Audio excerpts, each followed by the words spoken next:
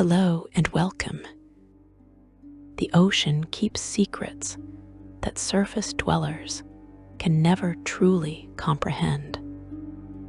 In the crushing depths, where sunlight becomes memory and pressure, turns water into something almost solid, entire civilizations rise and fall beyond the knowledge of kings and emperors who believe themselves masters of the world.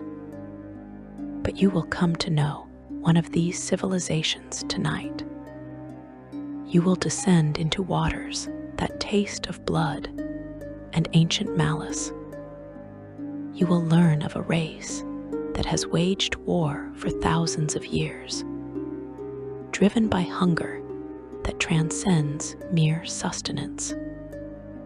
They are the Sahuagin, the sea devils, the devil men of the deep, and their empires stretch across ocean floors in numbers that would horrify anyone who truly understood what swims beneath the merchant vessels and fishing boats, what waits in the dark water below. You begin your descent now, leaving behind the warm surface waters where dolphins play and colorful fish dart through coral gardens. The light fades gradually, the blue of the ocean deepening to indigo, then to something darker still. The temperature drops, the pressure increases, and in this twilight realm, between the sunlit shallows and the absolute darkness of the abyss, you catch your first glimpse of them. Humanoid shapes moving with the fluid grace of born predators. Scales that shimmer green and gray. Eyes that reflect what little light penetrates this far down. Glowing with cold intelligence and colder hatred. Webbed hands that grip weapons carved from bone and coral. Mouths filled with rows of razor teeth designed for tearing flesh from bone. The Sahuagin, and they have seen you too. To understand what the Sahuagin are, what they have become, you must first journey back through the mists of time to an era when the gods themselves took direct interest in shaping the world.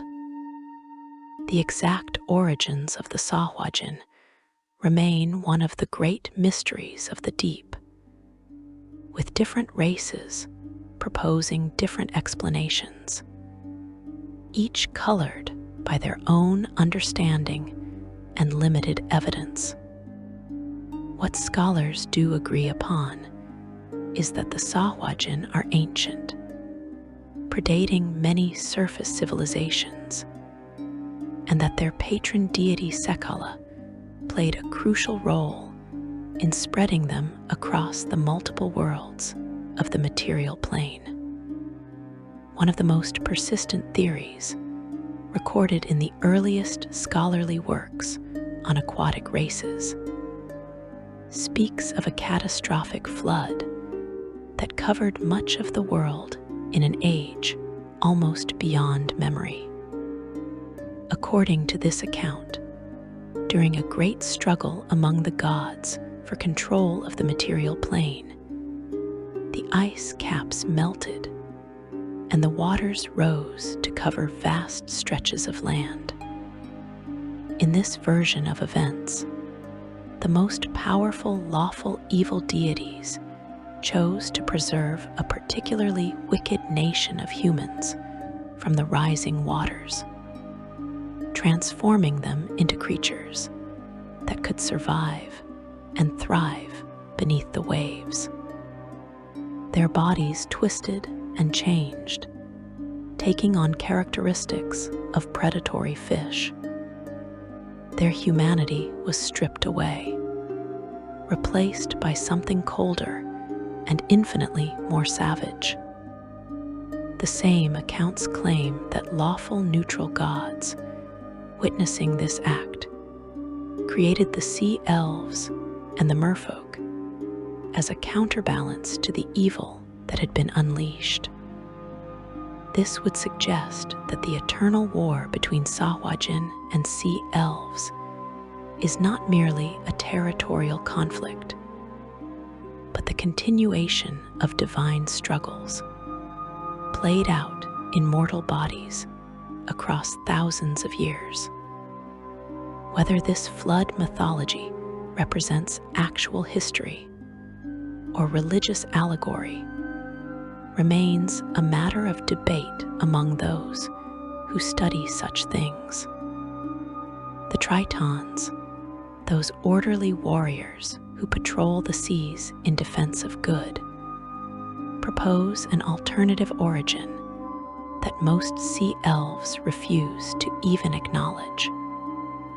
They whisper that the Sahuagin are distantly related to the sea elves themselves, perhaps created by the drow as some twisted experiment or weapon.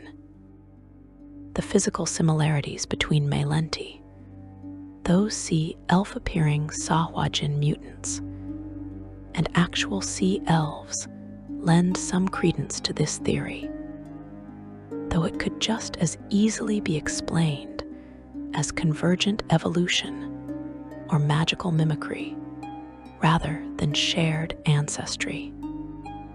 What can be stated with certainty is that no one, not even the most learned sages who have dedicated lifetimes to studying aquatic civilizations, truly knows the Sahuagin's origins. The Sahuagin themselves preserve their history through oral tradition rather than written records, and their accounts emphasize religious devotion over historical accuracy. What matters to them is not where they came from, but what they are now, and what their God commands them to become. That God is Sekala, and understanding him is essential to understanding the Sahuagin race. Sekala is depicted in various ways across different Sahuagin communities. Sometimes he appears as a gargantuan shark of truly terrifying proportions, large enough to swallow ships whole. Other representations show him as something more nightmarish, a gluttonous and bloody maw surrounded by countless tentacles. But regardless of his physical form, his nature remains constant across all depictions. He is the god of sharks, the embodiment of savage hunger, the divine representation of predation itself. Sekala is not gentle or forgiving. He does not value wisdom or compassion or justice. His domain is the ocean, and specifically the act of hunting and killing within it. He grants power to his priestesses, all of whom are female, and blessing to the sharks who share his nature. His relationship with the Sahuagin is that of patron deity, and whether he actually created them or simply claimed them after their emergence remains unclear, even in Sahuagin religious teachings. What matters is the covenant between God and race, a bond maintained through constant sacrifice and unwavering devotion. The Sahuagin understand their place in the world through the lens of Sekala's theology. Based on their religious practices and cultural values, we can infer that they view all of existence as an eternal struggle between predator and prey, between strength and weakness, between those who dominate and those who are consumed. This worldview is not abstract philosophy to them. It is observable truth, demonstrated in every hunt, validated in every battle. When Sahuagin attack sea elf cities, or raid merfolk villages, or destroy passing ships, they are not committing crimes in their own eyes. They are simply fulfilling their role as superior predators, taking what is theirs by right of strength. This theological framework appears to be reinforced through myths that the priestesses teach, though the specific details of these myths vary between different Sahuagin communities. The underlying principle remains consistent across all versions. The ocean is a realm of predation, and those who fail to embrace this truth deserve to be consumed by those who understand it better. In the earliest days after their emergence or creation, when the Sahuagin first appeared in the world's oceans, they were relatively few in number. The evidence suggests they gathered in loose tribal groups rather than organized kingdoms, hunting cooperatively, but lacking the complex social structures they would later develop. They congregated in deep trenches and underwater canyons, where the pressure would crush most surface-dwelling creatures, in areas where they could hunt effectively and defend themselves from the other races that already claimed vast territories beneath the waves. And there were many such races already well established when the Sahuagin appeared. The sea elves had built magnificent cities of living coral and crystal architectural marvels that combined natural growth with magical enhancement. Their society valued art and music and scholarship, maintaining what they considered harmonious relationships with the ocean and its creatures. The merfolk kingdoms stretched across warm, shallow seas, their people forming alliances with dolphins and sea turtles and other intelligent aquatic life. The Tritons, serving various good and neutral sea deities, patrolled trade routes and protected underwater settlements from threats like a boleth and kraken. They were warriors, certainly, but warriors in service of order and protection rather than conquest. The Lokatha, simple fish people, lived in modest communities scattered across various regions. The Kuotue dwelt in subterranean caverns flooded with sea water, paranoid and isolated, but generally keeping to their own territories. Countless other aquatic races had established their ecological and social niches in the vast underwater world. The Sahuagin viewed all of these established civilizations with a mixture of contempt and hunger. These races had grown comfortable in their territories, had developed cultures that emphasized cooperation and restraint rather than domination through force. From the Sahuagin perspective, they had forgotten or never understood the fundamental nature of the ocean as a realm of predation. The Sahuagin would remind them of this truth through violence. The first conflicts between Sahuagin and the other aquatic races likely began as small encounters. Hunting parties would cross paths in neutral waters, and the Sahuagin response was always the same: attack without warning, without negotiation, without mercy.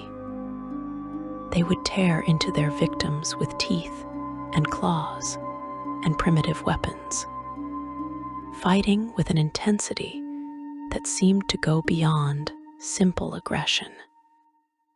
Survivors of these early attacks, when there were survivors, described something like frenzy in their attackers, as though the violence itself drove the Sahuagin to even greater violence. At first, the established aquatic civilizations dismissed these incidents as random attacks by dangerous beasts, no more concerning than encounters with sharks or other predatory creatures. But the Sahuagin were not mindless animals. They were intelligent, capable of learning and planning, and adapting their tactics based on what each encounter taught them. Every conflict provided valuable information about their new enemies. They learned that sea elves relied heavily on magic and preferred fighting at range with spells and enchanted weapons. They learned the locations of sea elf settlements and the patterns of their patrols. They learned that tritons fought in organized formations that could be disrupted with sudden, overwhelming charges from unexpected angles. They learned that merfolk were physically weak compared to other races, but often traveled with powerful animal allies. They learned about currents and tides, about the best times and methods to attack different types of settlements. And when they had learned enough, when they felt confident in their understanding of their enemy's strengths and weaknesses, the Sahuagin escalated from probing raids to organized military campaigns. The transition from scattered tribal groups to more complex social structures appears to have occurred during this period of conflict, driven by the need for better coordination and planning to wage effective war against civilizations that had existed for millennia. The first major war between Sahuagin and sea elves erupted in the region that would later be known as Saros, the underwater realm in the inner sea near the continent of Faerun. The exact date of this conflict has been lost to the passage of ages, buried beneath thousands of years of accumulated history. But the war itself became legendary among all aquatic races, establishing the Sahuagin as a threat that could not be ignored or dismissed as mere nuisance. The sea elves of Saros were confident in their superiority at that time. Their cities had stood for millennia, defended by warriors wielding enchanted weapons that did not corrode in salt water, and by wizards who could command the ocean itself. They had successfully repelled attacks from Aboleth, those ancient horrors whose empires predated even elven civilization. They did not believe that some newly emerged race of fish people could pose a serious threat to their established power. This confidence proved to be their weakness. The war began with raids on outlying settlements. Small Sahuagin groups attacking isolated elven communities and disappearing back into the deep before reinforcements could arrive. The sea elves sent patrols to track and eliminate the raiders, achieving some successes, but failing to prevent the attacks from continuing and intensifying. As months turned to years, the Sahuagin population grew rapidly, while their tactics became more sophisticated.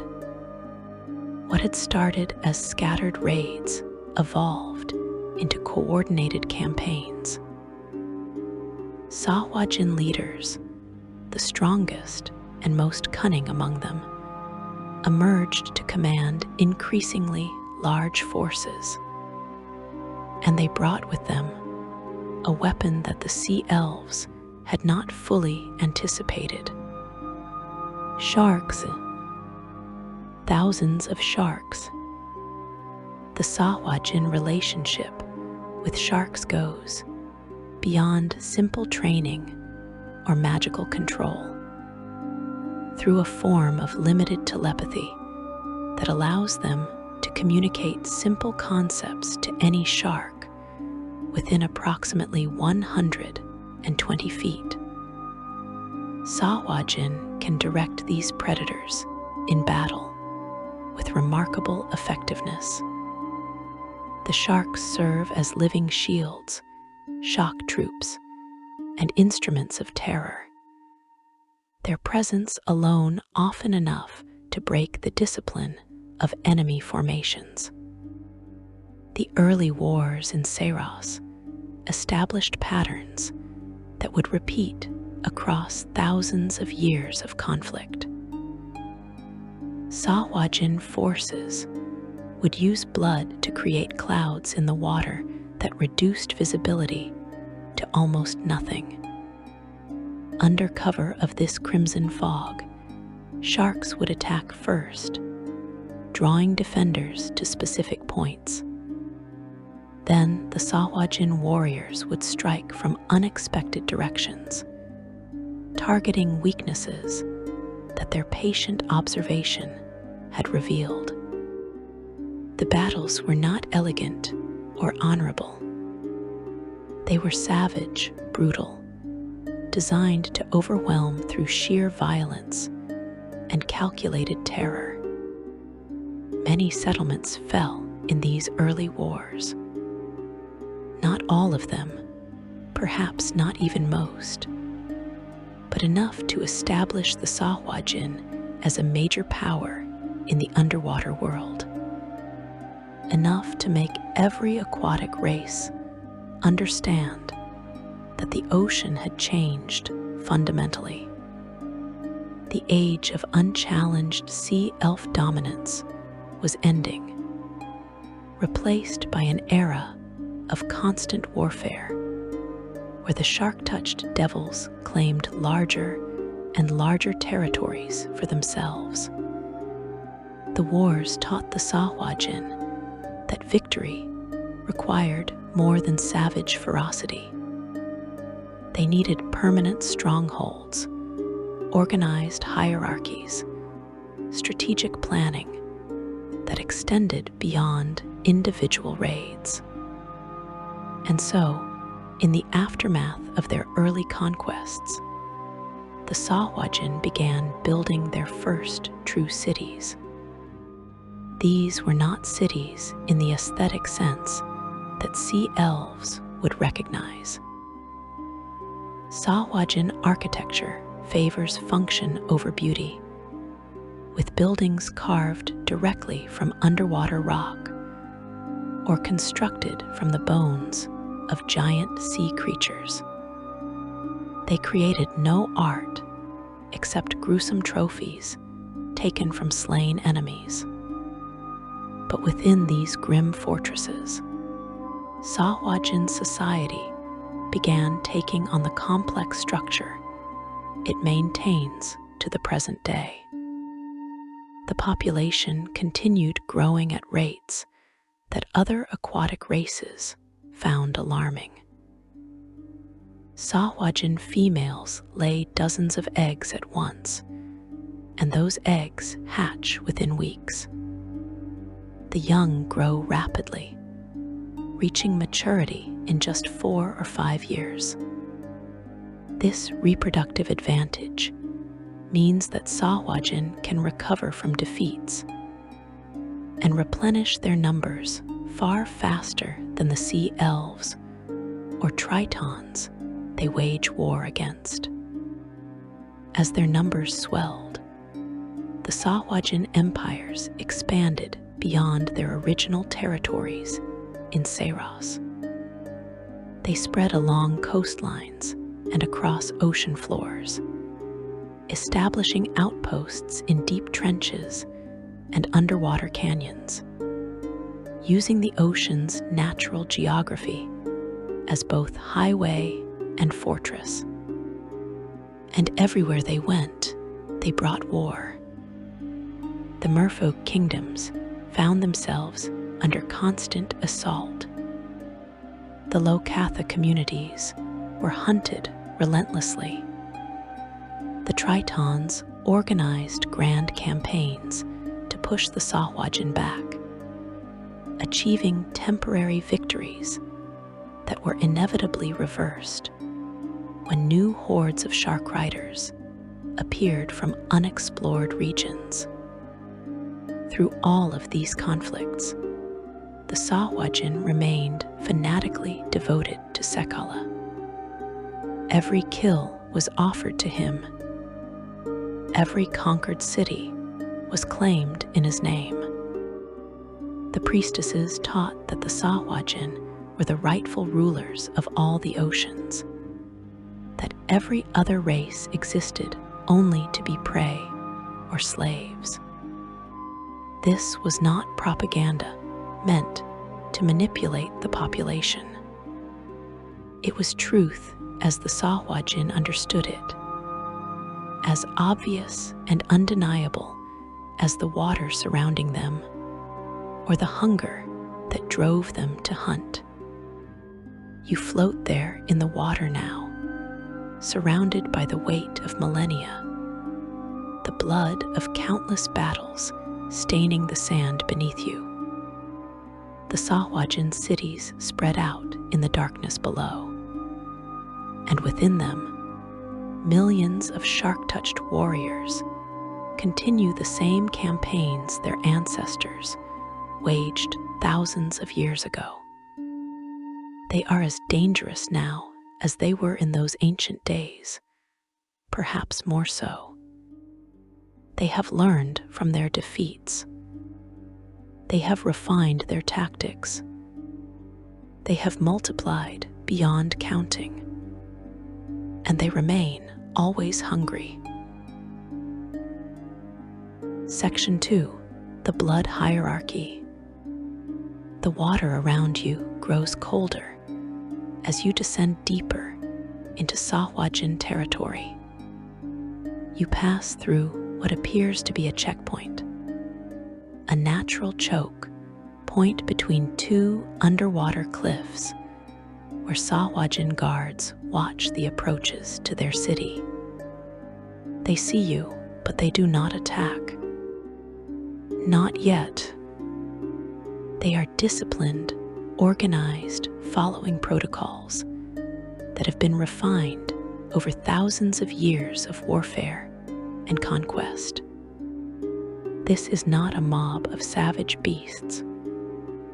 This is a military force, a civilization with rules and structures as complex as any surface kingdom. And understanding that structure, that hierarchy of teeth and blood and divine favor, is essential to understanding what makes the Sahuagin such an enduring threat. You drift closer to the city itself, and the architecture takes shape in the murky water. These are not the elegant coral spires of sea elf civilization or the graceful domes of merfolk settlements. Sahuagin buildings are carved directly from underwater rock formations, hewn with tools and determination into functional spaces. Some structures are constructed from the bones of massive sea creatures, ribs and vertebrae from whales and giant squid lashed together with sinew, and cemented with a substance made from crushed shells. The result is grim, utilitarian, and deeply unsettling. This is architecture that speaks of a culture that values only what serves survival and conquest. At the heart of Sahuagin society stands a hierarchy as rigid and unforgiving as the pressure at the bottom of the deepest trench. It is a pyramid of power, with each level built upon the subjugation of those below, and the constant threat of challenge from those who would rise higher. At the very apex sits the king, the absolute ruler of an entire coastline or sea region. A Sahuagin king commands cities housing thousands of his kind, administers territories that stretch for hundreds of miles along the ocean floor, and serves as the final authority on all matters military, political, and often spiritual. The king's palace is always the largest structure in any city, a statement of dominance that cannot be mistaken or ignored. Beneath the king in this brutal hierarchy stand the princes. The traditional structure, as documented by scholars who have studied Sahuagin society, suggests that a king's domain is divided into 9 provinces, each ruled by a prince. Though this number appears to vary between different kingdoms, based on the size and strength of the particular realm, the role of princes remains consistent. They are not merely administrators. They are warlords, expected to lead military campaigns, expand their territories, and demonstrate the strength that justifies their position. A weak prince does not remain a prince for long. Below the princes come the nobles, and each prince commands multiple nobles who control smaller fiefdoms within the prince's territory. These nobles serve as the middle tier of Sahuagin political structure, bridging the gap between the highest leadership and the common warriors. But the term baron, while sometimes applied to nobles in general, has a more specific and fascinating meaning in Sahuagin culture. Sahuagin reproduction produces mutations at a rate far higher than most humanoid races experience. And one mutation in particular occurs with remarkable regularity and carries tremendous significance. Approximately 1 in every 216 Sahuagin hatchlings emerges from its egg with 4 fully functional arms instead of the usual 2. These 4-armed mutations are visually distinctive in other ways as well. Their scales tend to be black fading to gray rather than the green and gray of common Sahuagin, and they grow larger and more powerful than their 2-armed kin. In any other race, such mutations might be viewed with suspicion or fear, killed as aberrations, or cast out as cursed. But Sahuagin society views these four-armed individuals as blessed by Sekala, marked for leadership from the moment of their birth. These four-armed Sahuagin are called barons, and while common Sahuagin also kill off most defective hatchlings, they deliberately allow these four-armed mutations to live and thrive. A four-armed Sahuagin is expected to rise to a position of command. This expectation appears to be both cultural and practical, as their four arms give them tremendous advantages in combat. They can wield multiple weapons simultaneously, making them devastating opponents in close quarters. They can grapple with two arms while continuing to attack with the other two. They embody the Sahuagin ideal of perfect predation, of overwhelming force combined with calculated intelligence. But the barons and nobles, for all their physical advantages and political power, do not stand at the true center of Sahuagin society. That position belongs to the priestesses, and understanding the role of priestesses requires understanding something fundamental about how Sahuagin view gender and divine favor.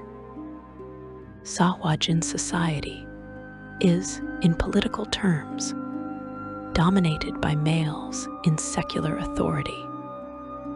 Kings, princes, and nobles are typically male, though the physical similarities between male and female Sahuagin make them nearly indistinguishable, except that females are slightly smaller. Males dominate the military structure, lead the hunts, command the shark cavalry. But spiritual authority, the power that flows directly from Sekala himself, is exclusively female among the Sahuagin. Only female Sahuagin can become priestesses. Only females are deemed worthy of channeling the shark god's divine magic. This creates a complex power dynamic that surface dwellers often fail to grasp. A baron may rule his village in all secular matters, may command its warriors and direct its hunters. But the priestesses command something more fundamental. They teach the hatchlings. They preserve the lore. They conduct the rituals that maintain the covenant between Sekala and his chosen people. They interpret divine will and speak with authority that even kings must acknowledge. The religious life of Sahuagin communities is dominated by females, with priestesses holding tremendous sway over their society. A priestess is trained from childhood, identified early by older priestesses who recognize the signs of Sekala's favor. She learns the blood songs, those chants and rhythms that preserve Sahuagin history and mythology. She studies the ways of sharks, learning to recognize different species by sight and scent, understanding their behaviors and their sacred role in the natural order. She learns to channel divine magic, to call upon Sekala's power to bless warriors before battle, to curse enemies, to heal the wounded who prove themselves worthy of survival. Female Sahuagin, even those who do not become priestesses, occupy a unique position in their society. All females appear to serve as teachers and lorekeepers to some degree, based on observations of Sahuagin communities. They preserve knowledge through singing bundles, peculiar instruments made from conch shells, and other large shells supported by bone and sinew. When shaken, these bundles produce the clicking and hissing sounds of the Sahuagin language in patterns that encode stories, histories, and practical knowledge. A properly constructed singing bundle can preserve information for generations, passed from teacher to student in an oral tradition that has maintained continuity for thousands of years. But the hierarchy of rank and title, of kings and princes and priestesses, tells only part of the story of Sahuagin society. To truly understand their civilization, you must understand the full range of mutations they produce, and how these mutations are integrated into their culture and military structure.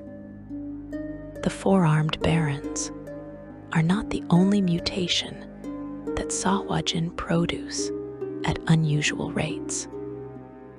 The most significant and most dangerous to their enemies are the Malenti. This mutation occurs when a Sahuagin community exists near a sea elf settlement or is frequently visited by sea elves.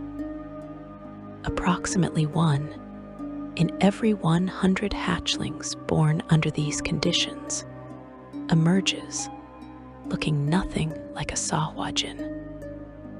Instead, the Malenti appears as a perfect replica of a sea elf, with greenish-silver skin, green or blue hair, and delicate features that would fool even other sea elves under most circumstances.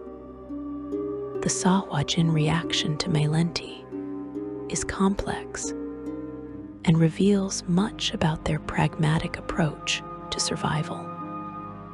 Malenti are shunned by the clan as a whole, their sea elf appearance generating discomfort and distrust among common Sahuagin who view them as aberrations. However, they are protected by the clan's ruler from the moment they are identified.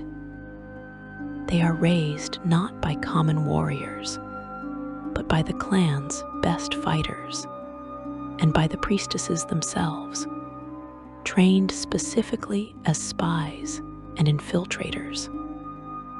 A Malenti can spend years living among sea elves, passing as one of them, learning their secrets and identifying their weaknesses. The resemblance is so complete that detecting a Malenti requires extremely careful observation. And even then, the differences are subtle enough that suspicion alone is rarely sufficient to expose them. Some Malenti become so deeply embedded in elven society that they form relationships, take positions of authority, even serve in elven military forces. All the while, they remain loyal to their Sahuagin kin, waiting for the signal to strike. When war comes, when the Sahuagin barons decide the time is right, the Malenti reveal themselves. They open gates that should remain closed. They disable magical defenses. They assassinate key leaders at critical moments. The damage a single Malenti can inflict is staggering, and the psychological impact on sea elf communities extends far beyond any individual act of sabotage. How can you trust anyone when your own people might be enemies in disguise? The Melenti themselves occupy an uncomfortable position in Sahuagin society. They are protected and valued as strategic assets, but they are not fully accepted. Common Sahuagin view them with suspicion and discomfort, unsettled by their appearance and their ability to pass as the hated elves. This shunning by the broader community appears to be a consistent pattern across different Sahuagin populations. Melenti often live apart from the main community, dwelling in special quarters or maintaining separate residences in neutral territories where their elven appearance will not draw unwanted attention. They are tools, weapons, and while tools and weapons can be valuable, they are not treated as true kin in the same way other Sahuagin are. Beyond the four-armed barons and the Melenti, Sahuagin produce other mutations as well, though documentation of these is less complete. Some hatchlings develop more pronounced shark-like features, with dorsal fins that rise from their backs or tails that grow longer and more powerful than usual. The frequency and significance of these mutations varies, but they generally appear to be viewed favorably within Sahuagin culture, as anything that brings them closer to sharks is interpreted as blessing from Sekala. Other mutations are far less fortunate. Sahuagin with deformities that weaken them, with malformed limbs or defective gills, are not permitted to survive. The Sahuagin approach to the weak is uncompromising and brutal. From the moment they hatch, Sahuagin young are subjected to a process of culling that ensures only the strong survive to adulthood. Multiple births are extremely common among Sahuagin. A female typically lays dozens of eggs at once, and those eggs hatch within weeks rather than months. The hatchlings emerge hungry, aggressive, and already possessing sharp teeth and claws. They are immediately examined by priestesses and experienced warriors who look for signs of weakness or defect. Those judged unworthy are killed on the spot, or in some communities, thrown into pens where they must fight each other for the right to survive. This brutal culling process reinforces the fundamental truth of Sahuagin existence from the earliest possible moment. You are either strong enough to live or weak enough to deserve death. Those hatchlings who survive the initial culling are not safe yet. They are subjected to constant tests, forced to compete for food and status within their age group. Fights are common and often encouraged by the adults. A young Sahuagin who shows hesitation or mercy is punished, sometimes fatally. They are taught to hunt from the moment they can swim effectively, taken on raids against small prey animals, and gradually introduced to larger and more dangerous targets. By the time a Sahuagin reaches physical maturity, which happens in just 4 to 5 years, they have been hardened by a lifetime of competition and violence that would break most other races. The social structure extends beyond the nobility and priestesses to include the common warriors who make up the bulk of any Sahuagin military force. These warriors are organized into hunting packs and war bands, each with its own internal hierarchy based on strength, skill, and success in combat. A warrior who kills many enemies rises in status. A warrior who returns from a raid with valuable prisoners or significant plunder earns respect and better treatment. A warrior who fails, who shows weakness or cowardice, drops in status and may eventually be culled if they prove too incompetent to justify the resources they consume. Sahuagin do not wage war alone. Their relationship with sharks goes beyond simple alliance or magical control. Through a form of limited telepathy that Sekala grants to all Sahuagin, they can communicate with any shark within approximately 120 feet. This communication is not language in the traditional sense.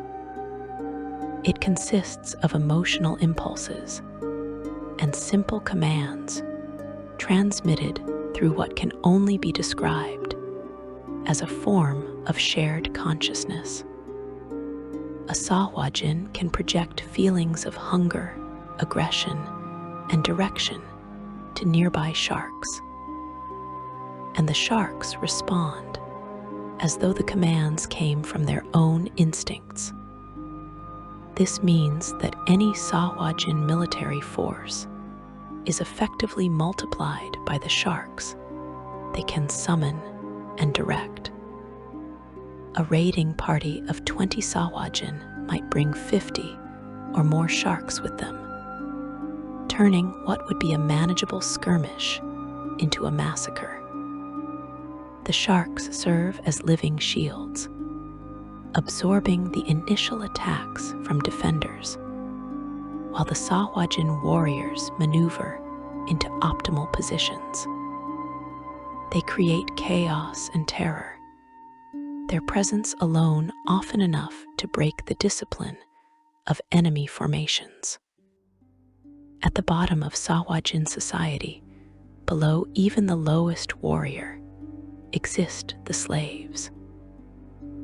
Sahuagin take prisoners from their raids and conquests, though not all prisoners survive long enough to reach the slave pens.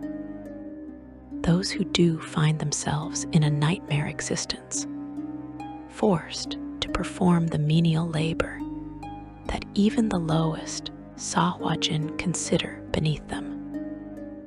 Slaves clean the cities, haul materials for construction, tend to the few crops of kelp or seaweed that Sahuagin cultivate, and serve as living training targets for young warriors learning to kill. The life expectancy of a Sahuagin slave is measured in months, not years. They are worked until they collapse, fed barely enough to keep them functional, and killed the moment they can no longer serve a purpose.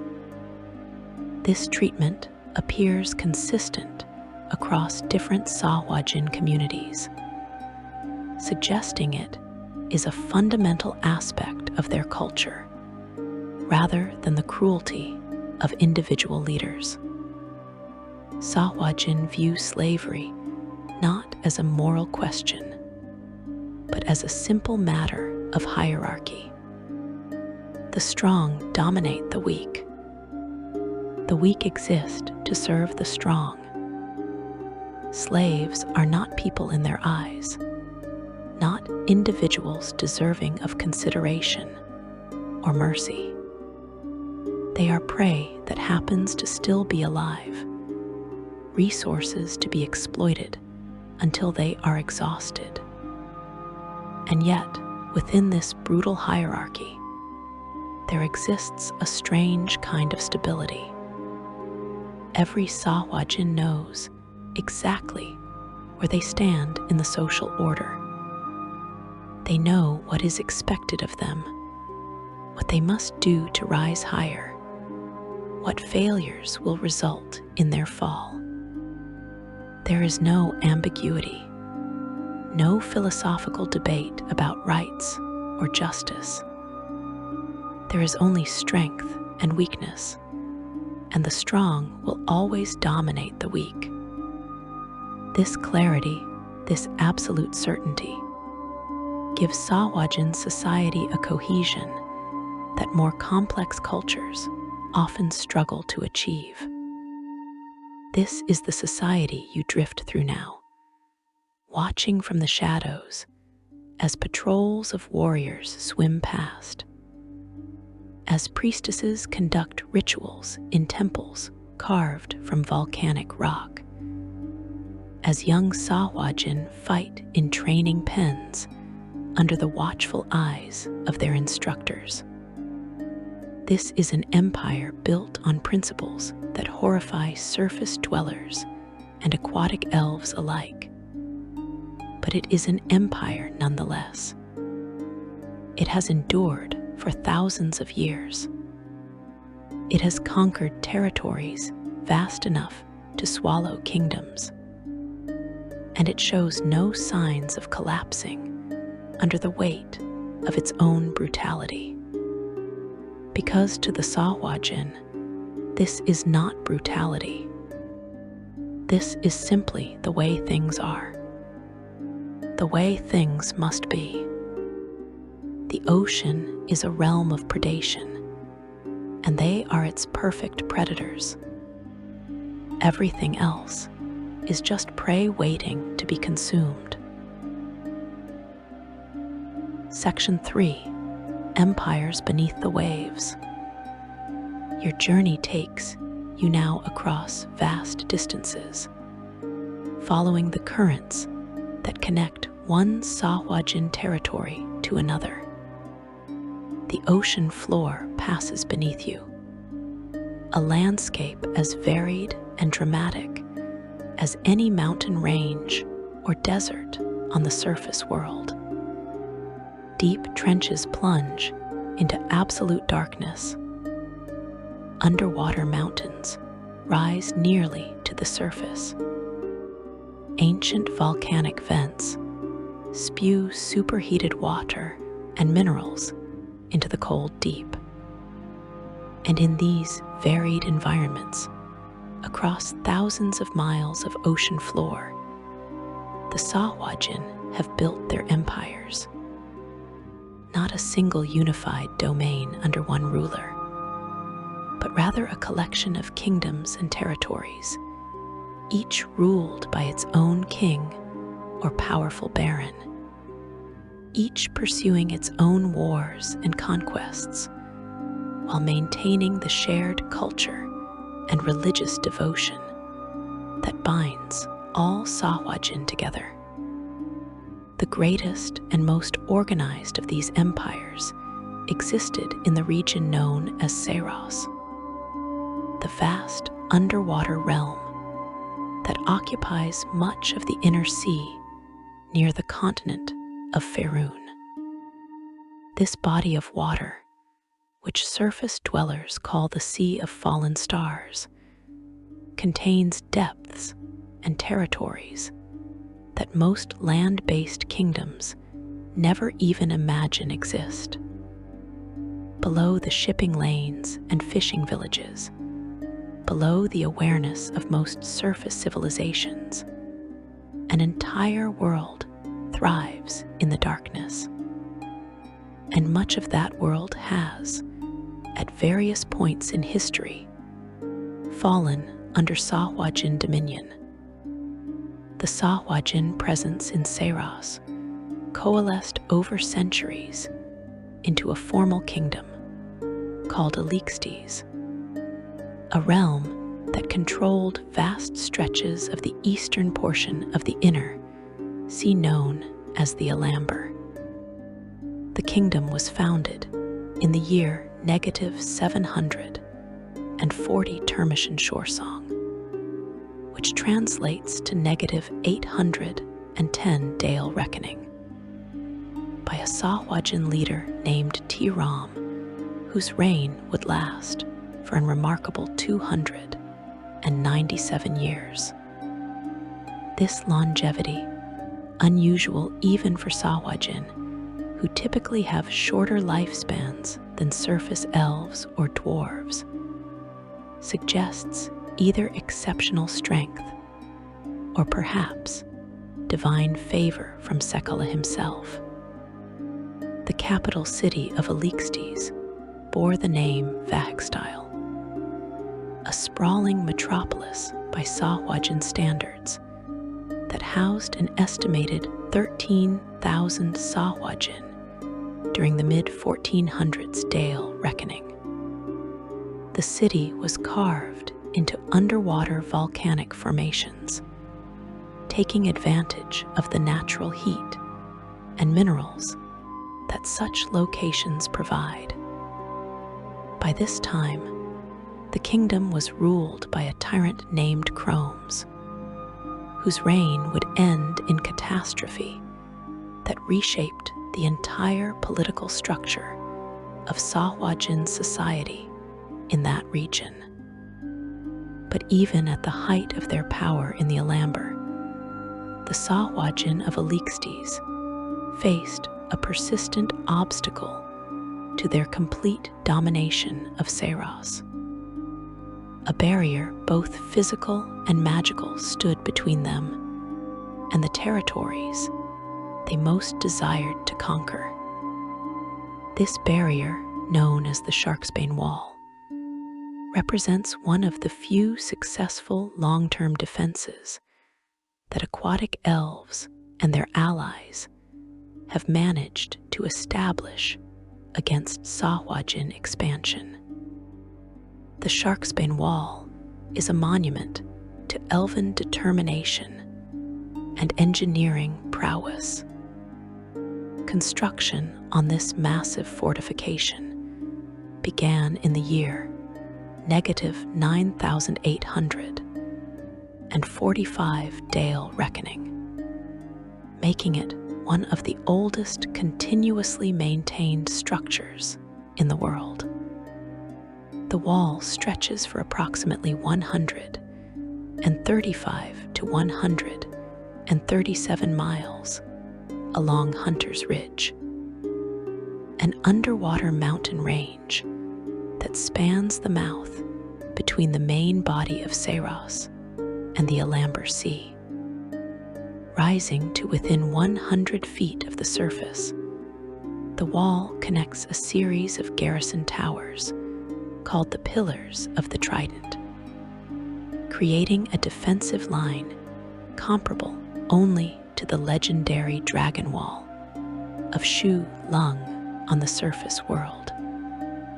The wall's construction was a response to centuries of Sahuagin raids and expansion, an attempt by the Sea Elf Empire of Ar-Isilmalir to contain the growing threat by physically separating Sahuagin territories from the rest of Saros.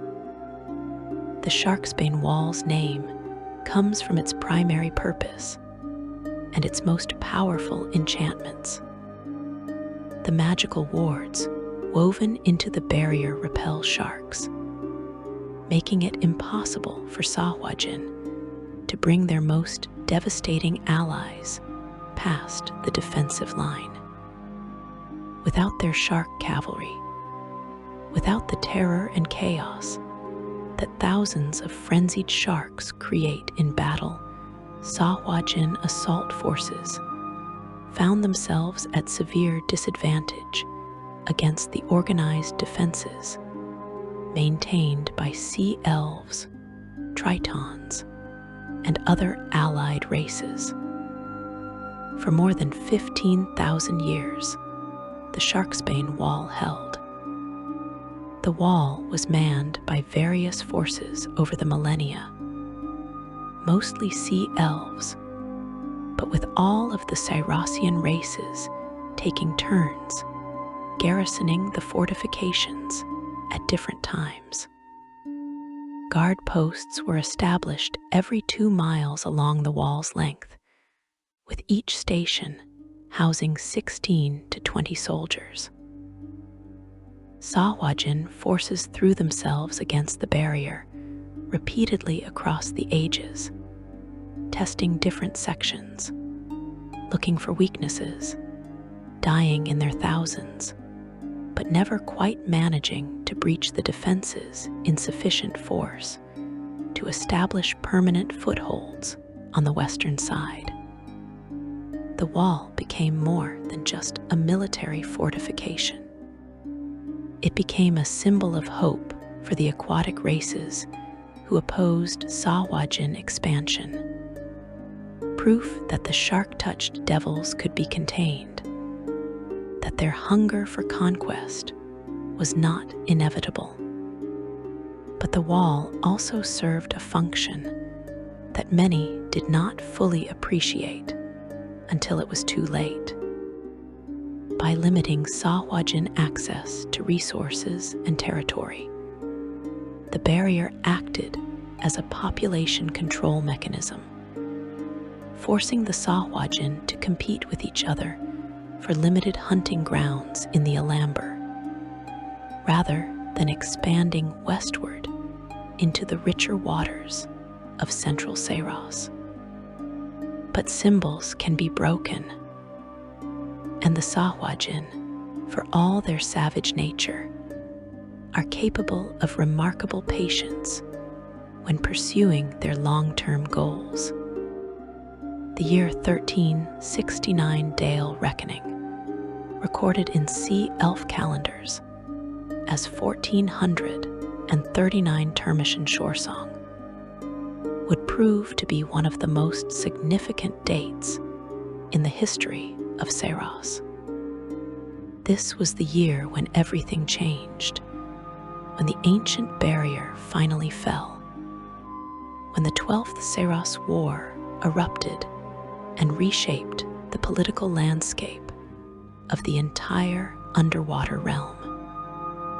The war began not with a gradual buildup of forces or a series of escalating skirmishes, but with a single catastrophic event.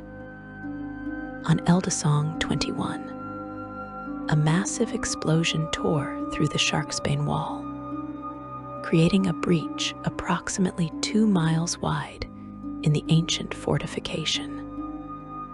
The force of the explosion was so tremendous that debris was blasted upward out of Saros entirely, raining down on the plains west of Delthantal and the Ewerwood on the surface.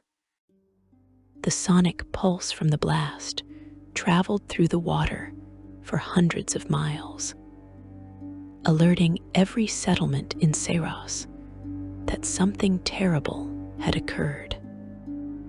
The explosion also destroyed the sea elf city of Akhanmer, burying it under falling debris and rubble. Within hours, the garrison towns that had guarded the wall for millennia fell to overwhelming Sahuagin forces, while the bulk of the Sahuagin tribes ventured beyond the Sharksbane Wall for the first time in ages, ready to spread across Saros and claim territories that had been denied to them for 15,000 years. The architect of this catastrophe was an individual named Iakovas, known to history as Iakovas the Taker. His true nature remains one of the great mysteries of that era. Some accounts describe him as a Sahuagin baron of unusual power and cunning. Other sources suggest he may have been something else entirely. Perhaps a disguised creature of greater power, or even an avatar of some dark deity.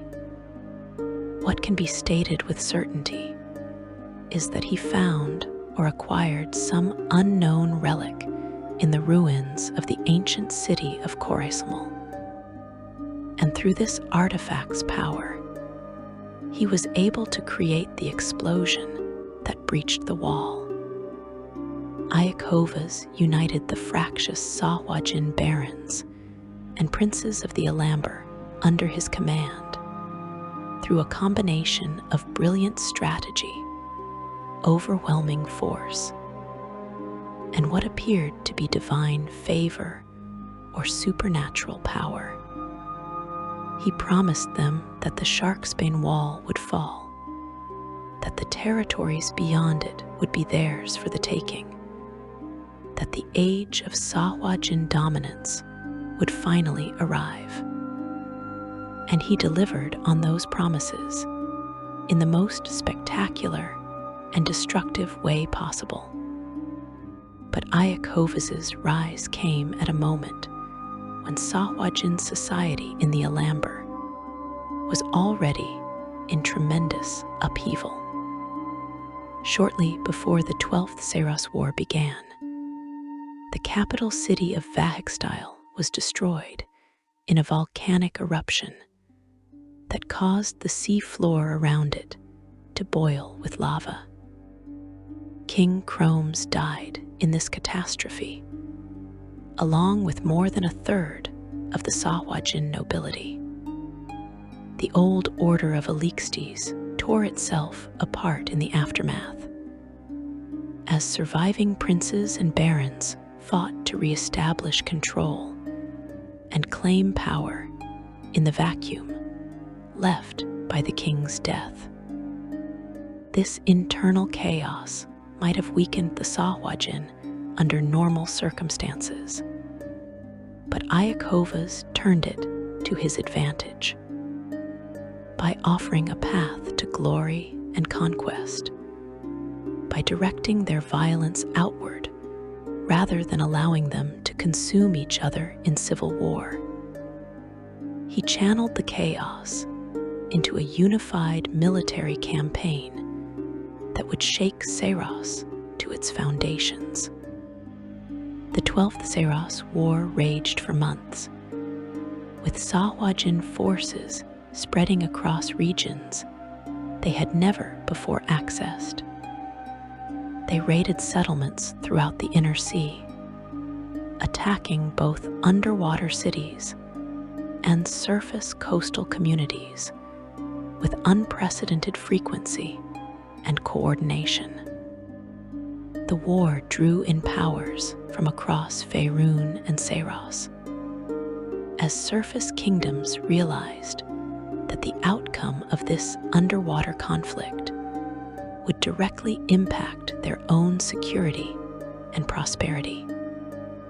The war eventually ended, though the exact circumstances of its conclusion remain complex and debated among historians. Iakovas disappeared, either killed in a climactic battle at Myth Nanter, or abandoning his followers for reasons that remain unclear.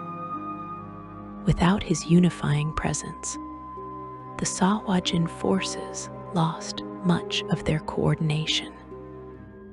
The various barons and princes began competing with each other again, more interested in securing their own territories and power bases than in continuing the unified campaign. The defending forces, comprised of sea elves, tritons, Shalarin, and allied races, managed to push back against Sahuagin expansion in many areas and reinforced the patrols around the breach in the Sharksbane Wall.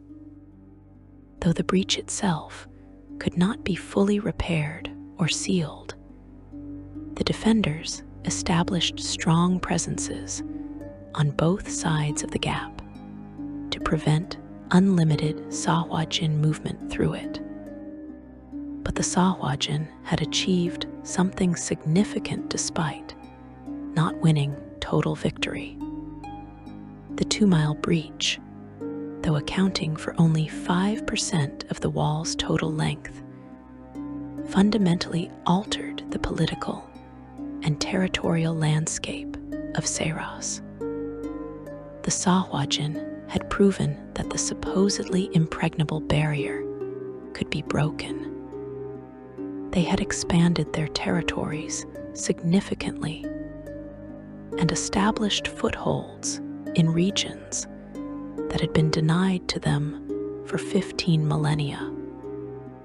And most concerning for the other races of Seiras, they had been freed from the population control that the wall had imposed. Without the confines of the Alamber to limit their growth, many Seirasians feared that a Sahuagin population boom was all but inevitable.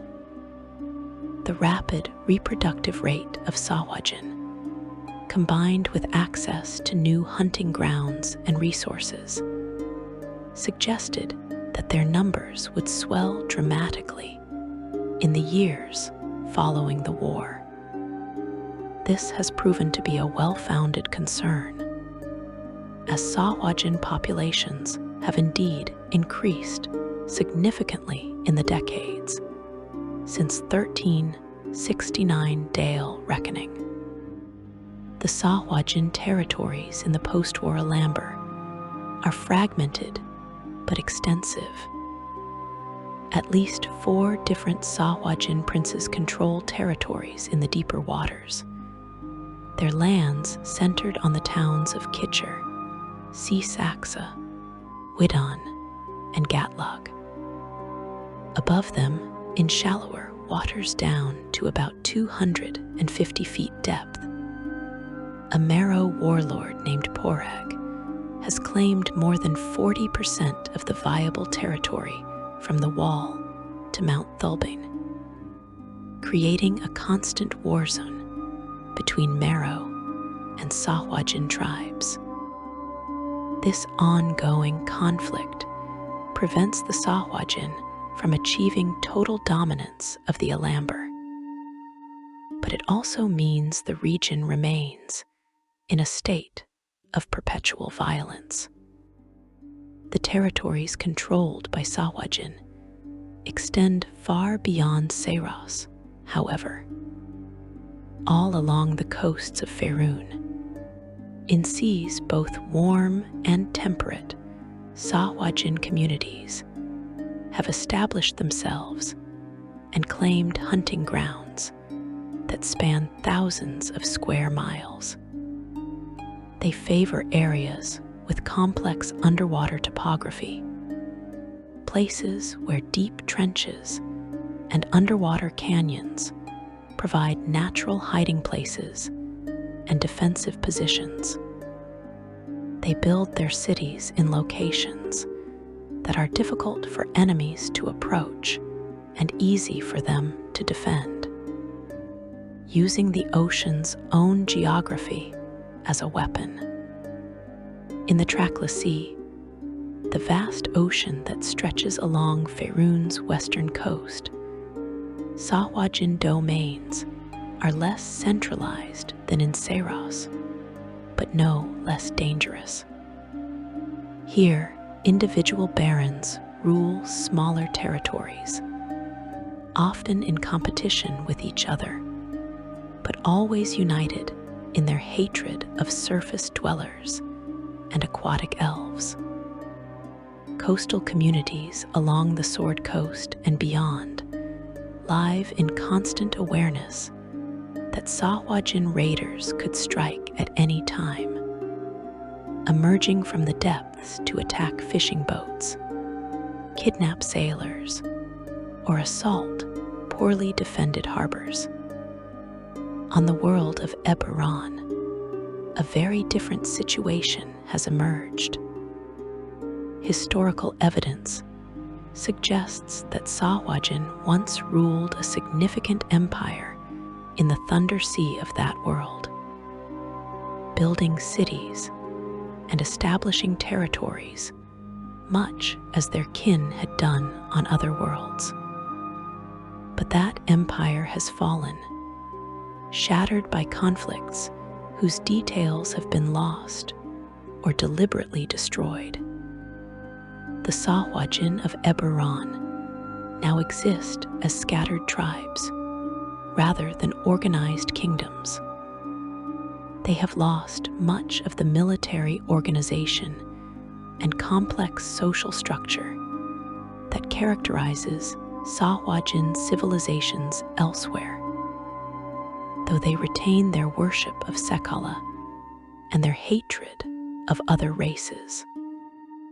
These tribal Sahuagin still pose threats to shipping and coastal settlements, still conduct raids when opportunities present themselves. But they lack the coordination and resources to mount the kind of large-scale campaigns that their counterparts on other worlds conduct regularly.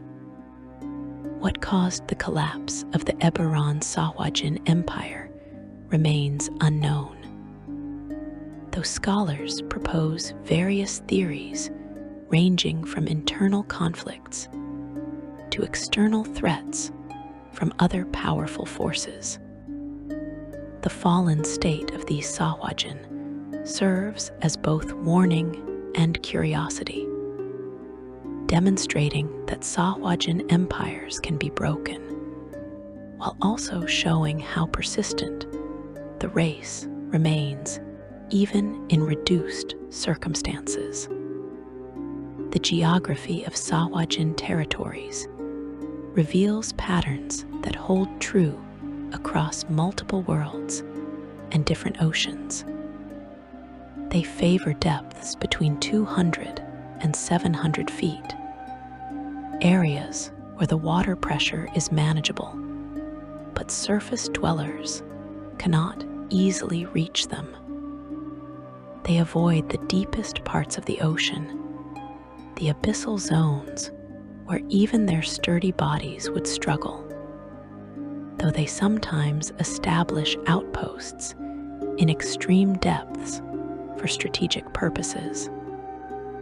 They congregate in tropical and temperate waters, avoiding frigid polar seas where their physiology makes them sluggish and vulnerable. Within their territories, Sahuagin establish networks of settlements connected by well-traveled routes that follow natural features of the ocean floor. Major population centers serve as hubs, with smaller villages radiating outward along trenches and canyons that provide both travel corridors and defensive barriers.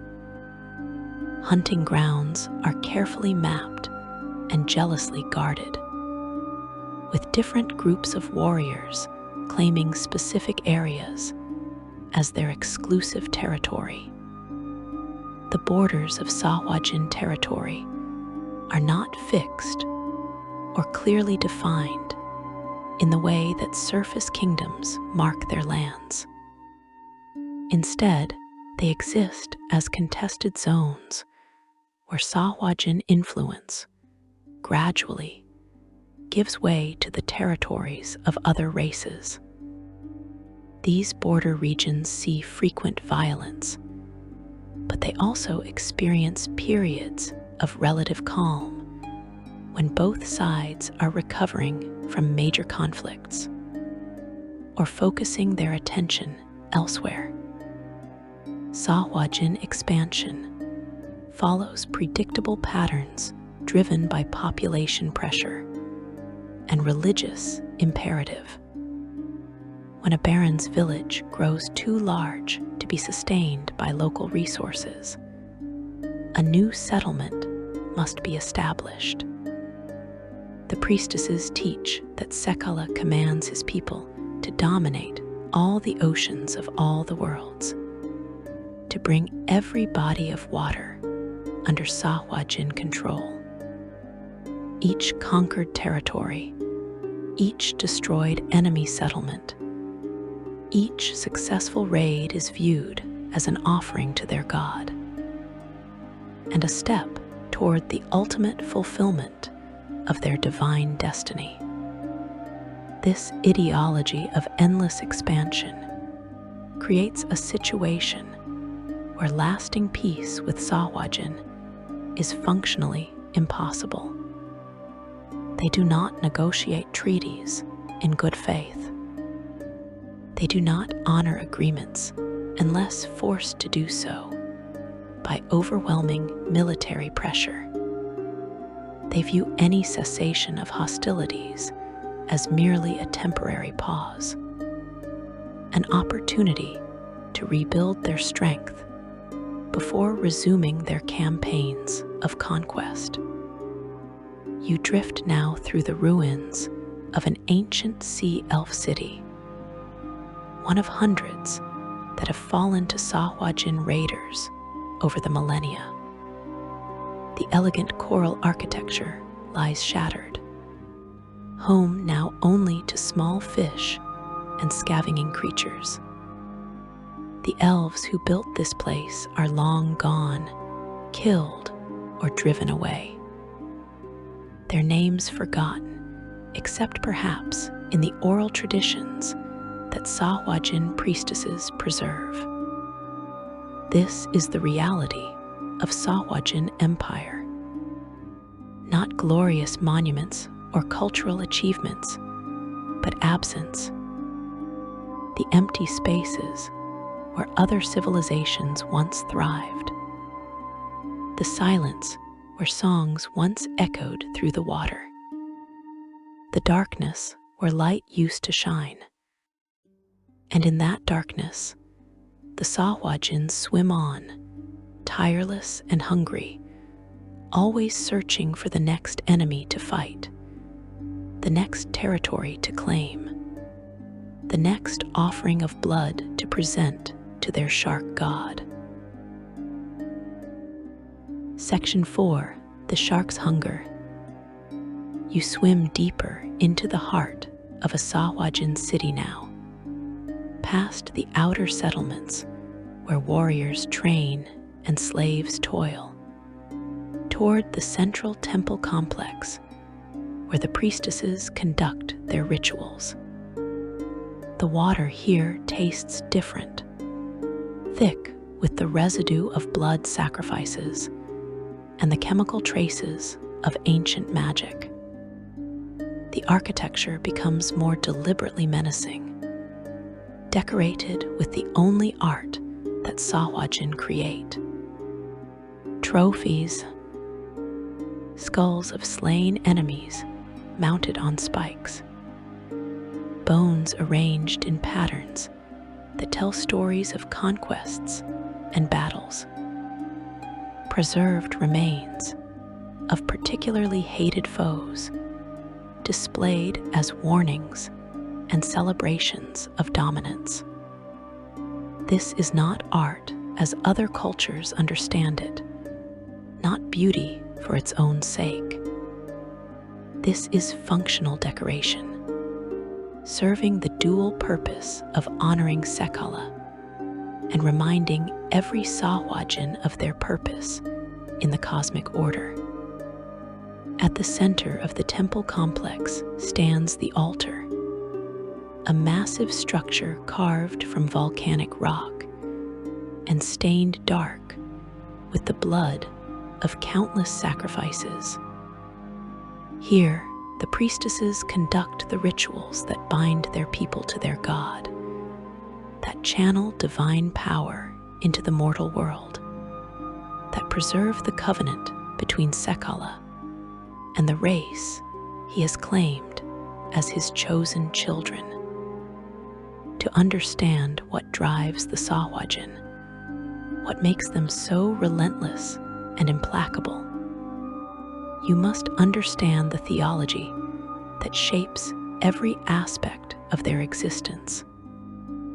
Sekala is the shark god, the patron deity of the Sahuagin race.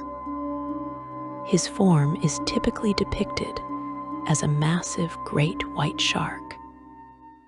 Some accounts describing him as a 35-foot long specimen of terrifying proportions.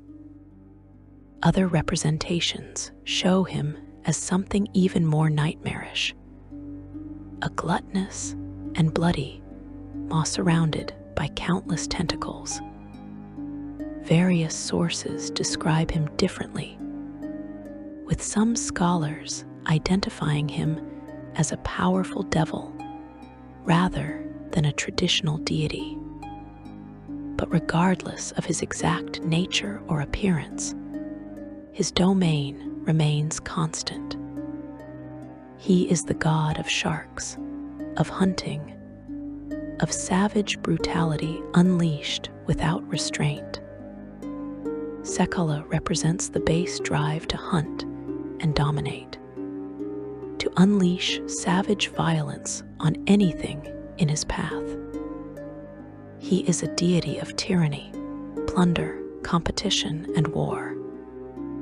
He demands strict obedience from his worshippers, and in return promises them the viciousness, strength, and fertility to dominate the undersea lands. He is not concerned with beauty or wisdom or justice. His theology reduces existence to its most fundamental level. The strong dominate the weak. The predator consumes the prey. Mercy is weakness, and weakness deserves only death. Sekala is the patron of the Sahuagin.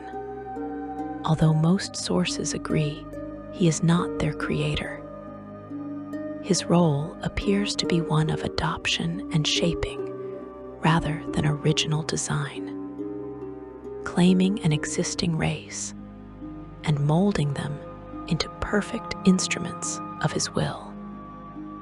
His many wanderings through the multiverse have spread the Sahuagin across numerous worlds of the prime material plane, establishing populations wherever he travels.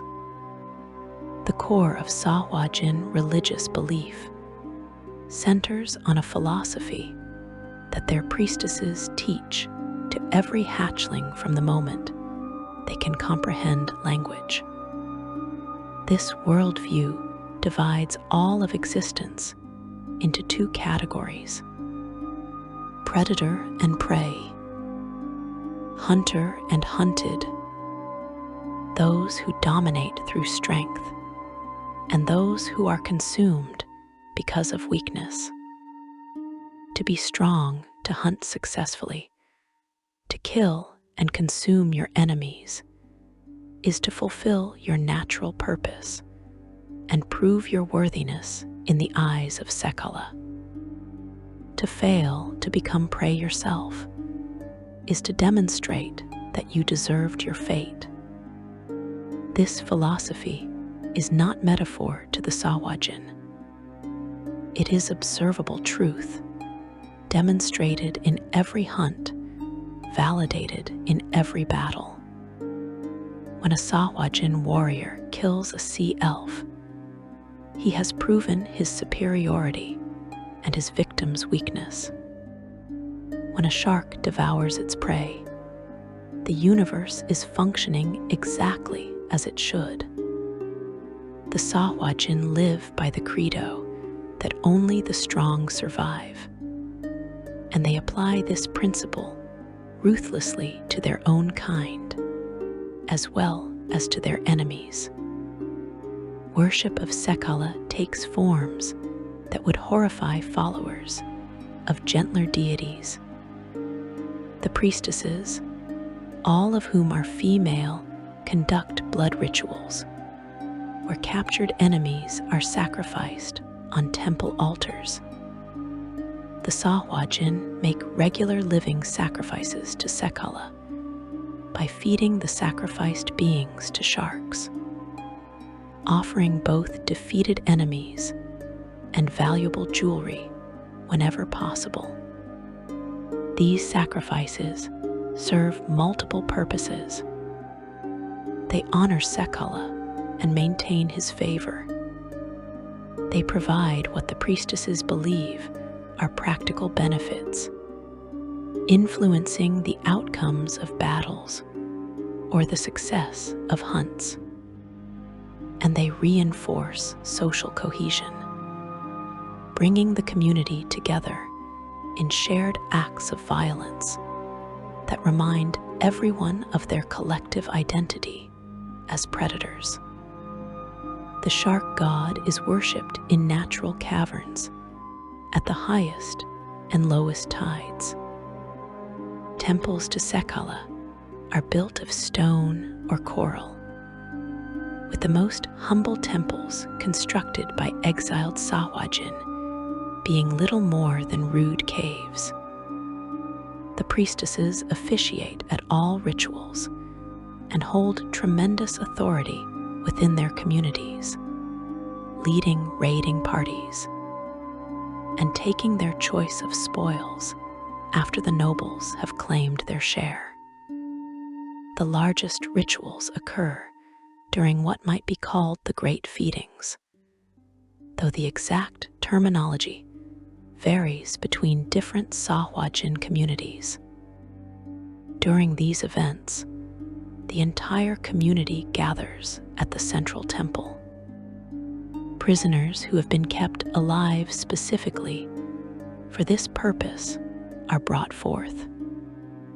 And then, in a frenzy of coordinated violence, the community participates in killing and consuming the victims, while the priestesses chant and invoke Sekala's blessing.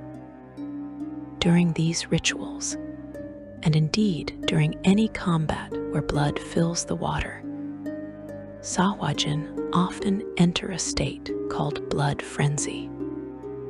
This is a psychological and physiological response that makes them uniquely dangerous. Since most Sahuagin are devotees of Sekala, they react to blood just like a shark does. When they smell blood in the water, particularly from wounded creatures, something changes in their combat effectiveness. They gain advantage on all attack rolls against creatures that have taken damage, allowing them to tear apart wounded opponents with terrifying efficiency. This blood frenzy is not mindless berserker rage. The Sahuagin retain their intelligence and tactical awareness even when frenzied. They can still coordinate with their allies, still execute complex battle plans, still distinguish between enemies and fellow warriors. But their aggression increases dramatically, and they fight with intensity that few other races can match when blood clouds the water around them. The relationship between Sahuagin and sharks extends beyond mere utility or tactical advantage. Sharks are sacred creatures in Sahuagin theology, viewed as holy beings that embody Sekala's perfection. A shark asks for nothing except to hunt, to kill, to eat.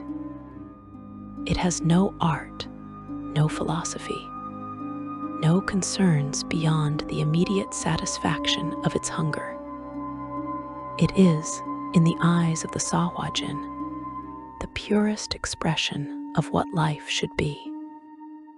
Every Sahuagin can communicate with sharks through the limited telepathy that Sekala grants to his people.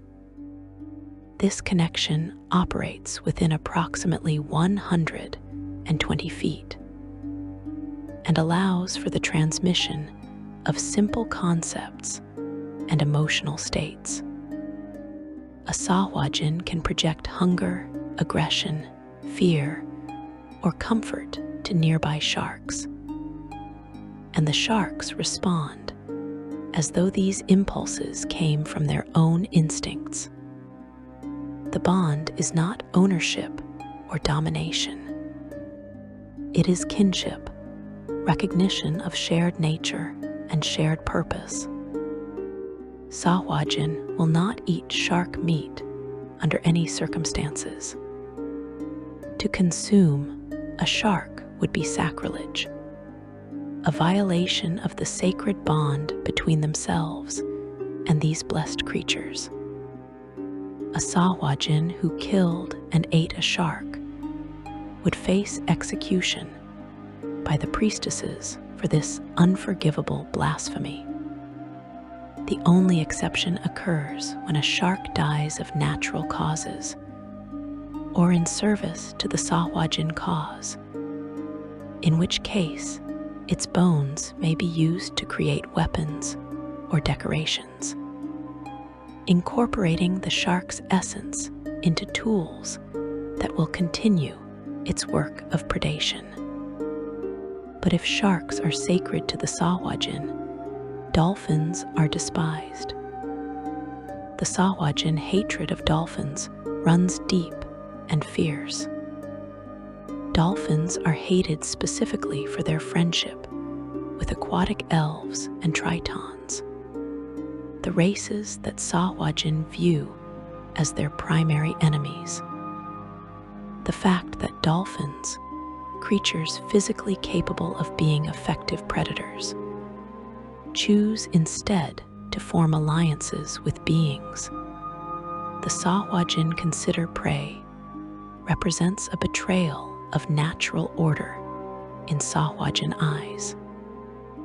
This hatred manifests in violence whenever Sahuagin encounter dolphins. They attack with special fury, and a Sahuagin warrior who kills a dolphin earns recognition from the priestesses and elevated status among his peers. The destruction of dolphins is not merely acceptable, but actively encouraged as both strategic and religious duty.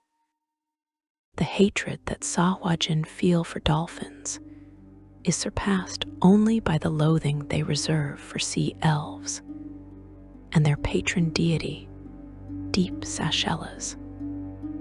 This animosity goes beyond the practical matter of competing for territory or resources. It is ideological warfare, a fundamental disagreement about the nature of reality and the proper way to exist in the world.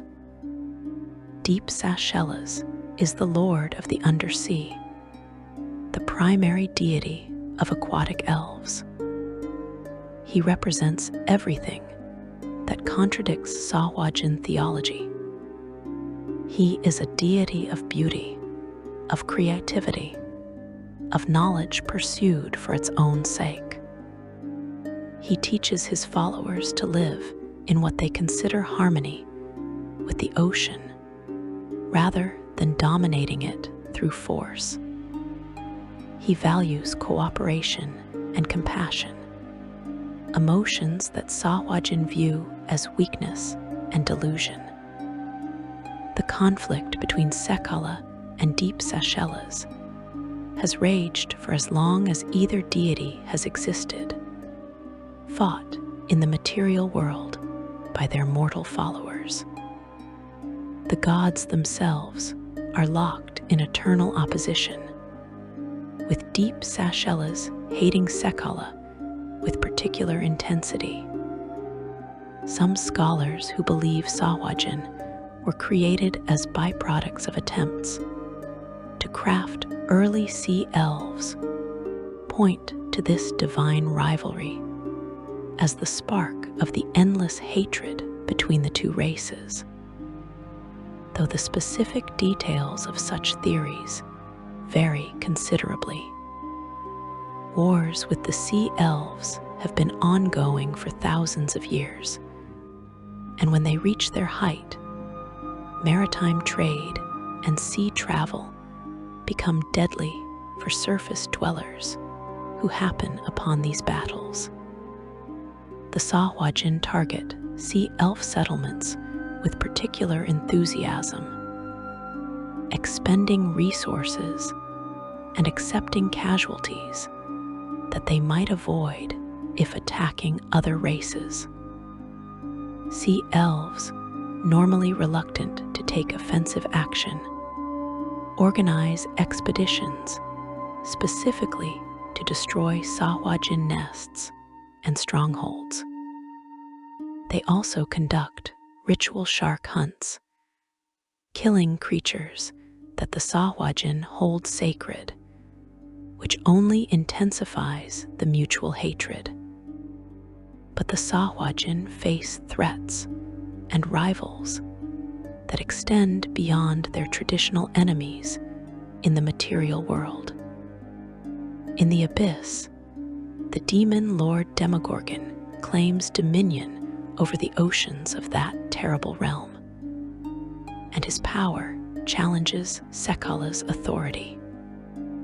The relationship between Sekala and Demogorgon remains complex and hostile. The rivalry between these two powers is believed to be ancient, predating the current age by vast spans of time. Most sages believe that Demogorgon was compelled to serve Sekala for over a millennium through the power of a now lost aquatic artifact. Demogorgon eventually managed to shatter this artifact, freeing himself from the shark god's control. This humiliation and the subsequent reversal of their power dynamic created enmity that has never healed. Other scholars propose that the rivalry dates back to the Blood War, with the two powers serving as generals in opposing forces. Regardless of the original cause, the conflict continues to affect the mortal world. Some Sahuagin, particularly those who dwell in regions where Demogorgon's influence leaks through into the material plane, have abandoned Sekala entirely to worship the demon prince. These heretics believe that Demogorgon's power exceeds that of their traditional god, that by serving the prince of demons, they will achieve greater strength and victory. Orthodox Sahuagin who remain loyal to Sekala view these demon worshippers as traitors worthy only of death. And conflicts between the two factions can be as vicious as any war with external enemies. The cultural practices of the Sahuagin reflect their theological beliefs in practical ways. They create no art for beauty's sake, because beauty is irrelevant to predation. The only decorations they value are trophies taken from slain enemies, physical proof of successful hunts and military victories. Eberron's palace might display hundreds of skulls, each representing a significant kill. A warrior's personal quarters might be adorned with the preserved skin of a particularly challenging opponent or weapons taken from defeated foes. Knowledge preservation among the Sahuagin occurs primarily through oral tradition maintained by the priestesses and other female Sahuagin. They use singing bundles, instruments constructed from conch shells, and other large shells supported by bone and sinew. When shaken or struck in specific rhythms, These bundles produce sounds in the Sahuagin language that tell stories, preserve histories, or transmit practical information about hunting grounds and enemy territories. This method of record keeping is deliberately impermanent compared to written records. Knowledge that is not regularly repeated and reinforced fades from the collective memory. This means that Sahuagin history focuses on recent events and legendary tales that have proven memorable enough to survive generational transmission. Detailed accounts of ancient conflicts or long-dead heroes disappear unless they serve some current purpose or contain lessons deemed relevant to contemporary concerns. The treatment of prisoners represents another aspect of Sahuagin culture that demonstrates their fundamental worldview. When Sahuagin capture enemies alive, they do not do so out of mercy or hope for ransom in most cases. The bulk of captives are simply killed and eaten.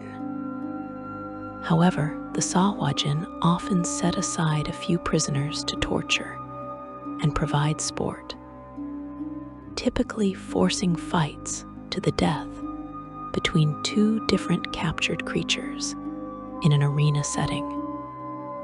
Prisoners seldom escape, though the Sahuagin find entertainment in allowing captives to think they have found freedom, only to be encircled by sadistic guards while sharks move in for the kill. This cruel game serves multiple purposes. Young Sahuagin learn to overcome any hesitation about causing suffering by participating in or observing the torture of prisoners. Warriors compete for status by demonstrating their creativity in inflicting pain. The suffering of prisoners is viewed as both entertainment and education, reinforcing cultural values about the relationship between strength and weakness. Unsuccessful challengers in ritual combat are always killed, and any who are crippled in these fights are also disposed of, with especially unpopular individuals being tortured to death. The disposal of victims takes place at celebrations where they are eaten by other members of the community. This same treatment is applied to sickly members and others judged unfit to be part of the community. This complete absence of empathy or mercy extends to how Sahuagin view their own kind when weakness manifests. A warrior who becomes too injured or sick to fight effectively may find himself reclassified as expendable, his fate no different from that of a captured enemy. The elderly do not receive respect or care in Sahuagin society. When age diminishes their strength and usefulness, they are either killed outright or driven away to die alone. The only exceptions are priestesses who maintain their mental faculties and magical abilities, as their knowledge and spiritual authority retain value even when their bodies weaken. Family bonds in the traditional sense do not exist among Sahuagin. Females lay dozens of eggs at once, and those eggs hatch in communal areas where the young are raised collectively rather than by individual parents. A Sahuagin does not know who his mother or father are, and would not care even if told. Kinship is defined by shared membership in the community and shared devotion to Sekala, not by blood relationships or emotional attachments. This lack of family structure contributes to the Sahuagin ability to maintain their brutal social order without internal rebellion. There are no family loyalties that might conflict with obedience to barons or priestesses. There is no inherited wealth or status, except in the case of four-armed mutations, who are expected to become barons by virtue of their birth. Every Sahuagin rises or falls based on their demonstrated strength and ability, creating a society of ruthless meritocracy where merit is measured solely in capacity for violence. The cumulative effect of this culture, this theology, this worldview that reduces all of existence to predator versus prey, is a race that cannot be reasoned with, cannot be reformed, cannot be integrated into peaceful coexistence with their neighbors. The Sahuagin are not evil in the sense of deliberately choosing wrong over right. They are evil because their entire conception of right and wrong contradicts the values that most other intelligent races share. What others call murder, they call hunting. What others call cruelty, they call strength. What others call mercy, they call weakness deserving only of contempt. And yet they thrive. Their empires endure across millennia. Their populations grow despite constant warfare. Their faith remains unshaken despite countless defeats and setbacks. They are proof, disturbing proof, that savage predation can be a viable survival strategy, that societies built entirely on violence and domination can achieve long-term stability and success. You float there in the temple, watching as the priestesses complete another ritual, as warriors bow before the altar and receive blessings for an upcoming raid, as young Sahuagin chant the songs that will shape their understanding of reality for the rest of their lives. The water tastes of blood and ancient magic. The darkness presses in from all sides. And somewhere in that darkness, Sekala watches his children and finds them pleasing. Section 5, Rising Tides.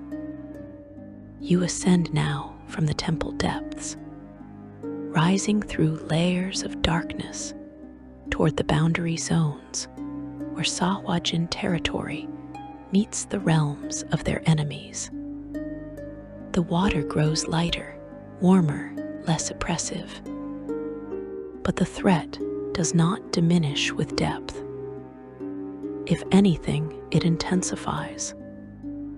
Because you are entering the hunting grounds, the contested waters where Sahuagin raiders strike at passing ships and coastal settlements, where the ancient wars continue in an endless cycle of attack and retaliation.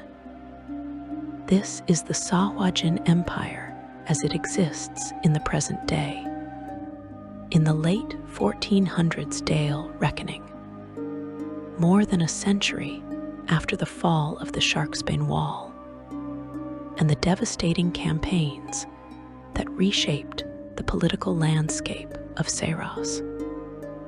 The 12th Saros War ended in 1369 Dale reckoning, but its consequences echo through the decades that followed. The breach in the Sharksbane Wall, despite efforts to repair and restore it, never regained its former impermeability. The 2-mile gap in the ancient fortification remains, accounting for approximately 5% of the wall's total length, but representing far more than that in strategic and symbolic significance. Sahuagin forces established permanent footholds in territories that had been denied to them for more than 15,000 years. The kingdom of Alixtes, already powerful before the war, emerged from the conflict with expanded influence and access to new hunting grounds. More concerning for the aquatic races who oppose Sahuagin expansion, the population dynamics of the region shifted dramatically in the aftermath of the war. The Sharksbane Wall had never been merely a defensive barrier. It had functioned as a population control mechanism, limiting Sahuagin access to resources and territory, forcing them to compete with each other for limited hunting grounds within the confines of the Alamber Sea. With the wall breached, with new territories opening to exploitation, the constraints that had kept Sahuagin population growth in check for millennia were suddenly removed. Many Saurasians feared that a Sahuagin population boom was all but inevitable once the wall's integrity was compromised. The Sahuagin reproductive cycle, already rapid compared to most intelligent races, produces dozens of eggs at once, with maturation taking only 4 to 5 years. An ocean that might support a few thousand sea elves or tritons can sustain tens of thousands of Sahuagin. And the breach in the wall opened access to waters far richer in resources than the Alamber had ever been. The current state of Saros, more than a century after the 12th War, reflects this new reality. The Inner Sea has become a contested realm where no single race can claim absolute dominance. Sahuagin raiders strike regularly at settlements and trade routes, both underwater and along the surface. Coastal communities have learned to fortify their harbors and maintain vigilant patrols, knowing that complacency invites massacre. The sea elf kingdoms that once held sway over vast territories now find themselves constantly defending what they have rather than expanding or thriving. The Sahuagin territories in the Alamber remain fragmented among multiple competing princes, each controlling their own domains. At least 4 different Sahuagin princes maintain power in the deeper waters, their lands centered on various population centers scattered across the region. This fragmentation prevents them from achieving the kind of unified, coordinated campaigns that Iakovas orchestrated during the 12th War. But it also makes them difficult to counter effectively. There is no single command structure to disrupt, no capital to capture that would bring the entire Sahuagin presence to its knees. The priestesses of Sekala have maintained and possibly increased their authority in the wake of the war's successes. They continue to argue that these territorial gains prove divine favor, that Sekala has blessed his people with the strength to dominate their enemies. They call for continued expansion, for renewed offensives into every region where Sahuagin presence remains limited, for the ultimate fulfillment of their God's command to rule all the world's oceans. And because this message aligns perfectly with Sahuagin cultural values and religious beliefs, it finds receptive audiences in every settlement and city. But internal conflicts and competing ambitions continue to prevent the Sahuagin from achieving the kind of unity that would make them truly unstoppable.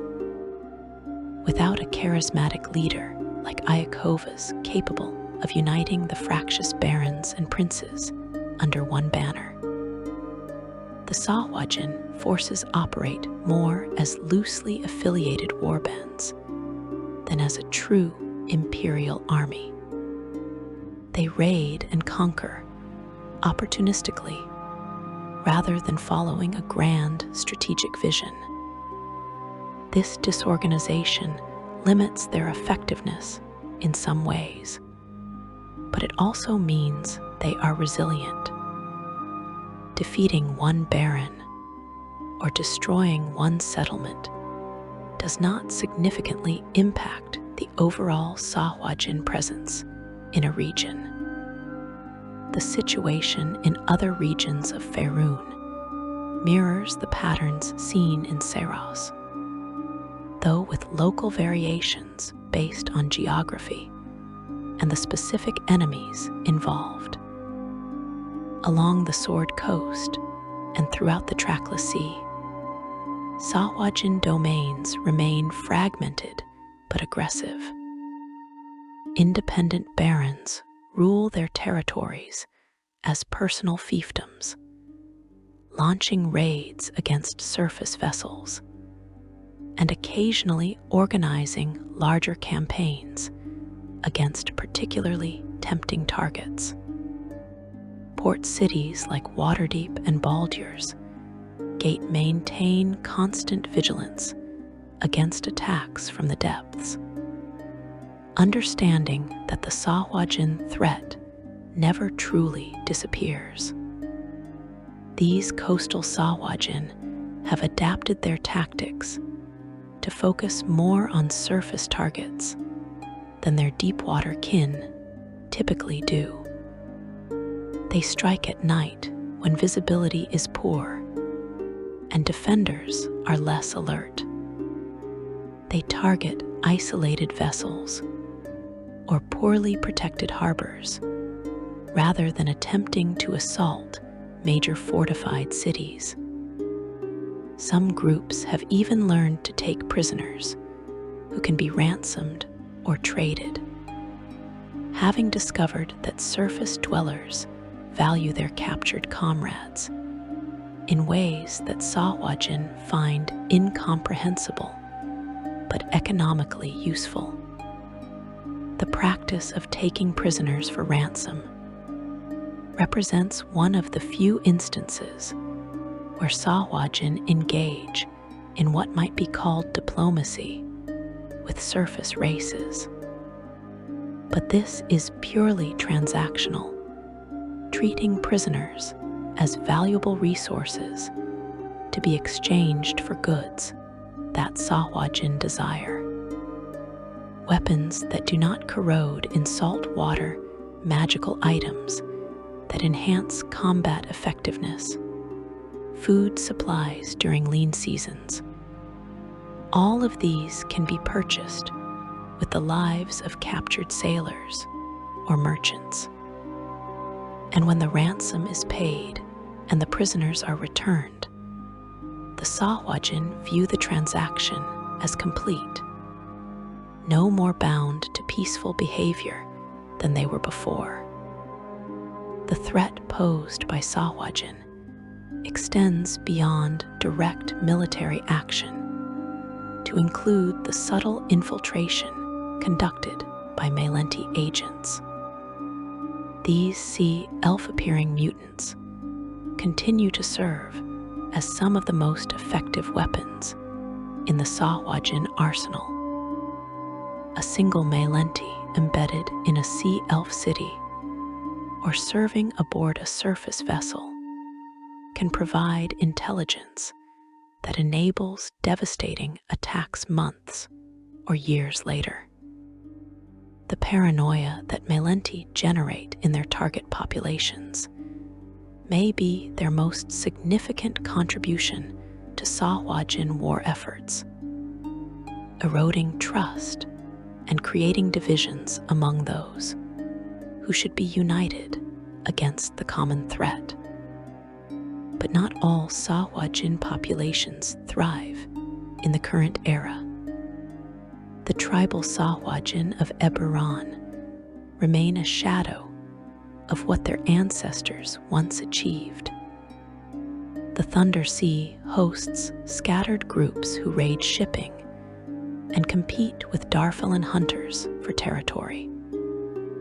But they lack the organization and resources to rebuild the empire that fell in some ancient catastrophe.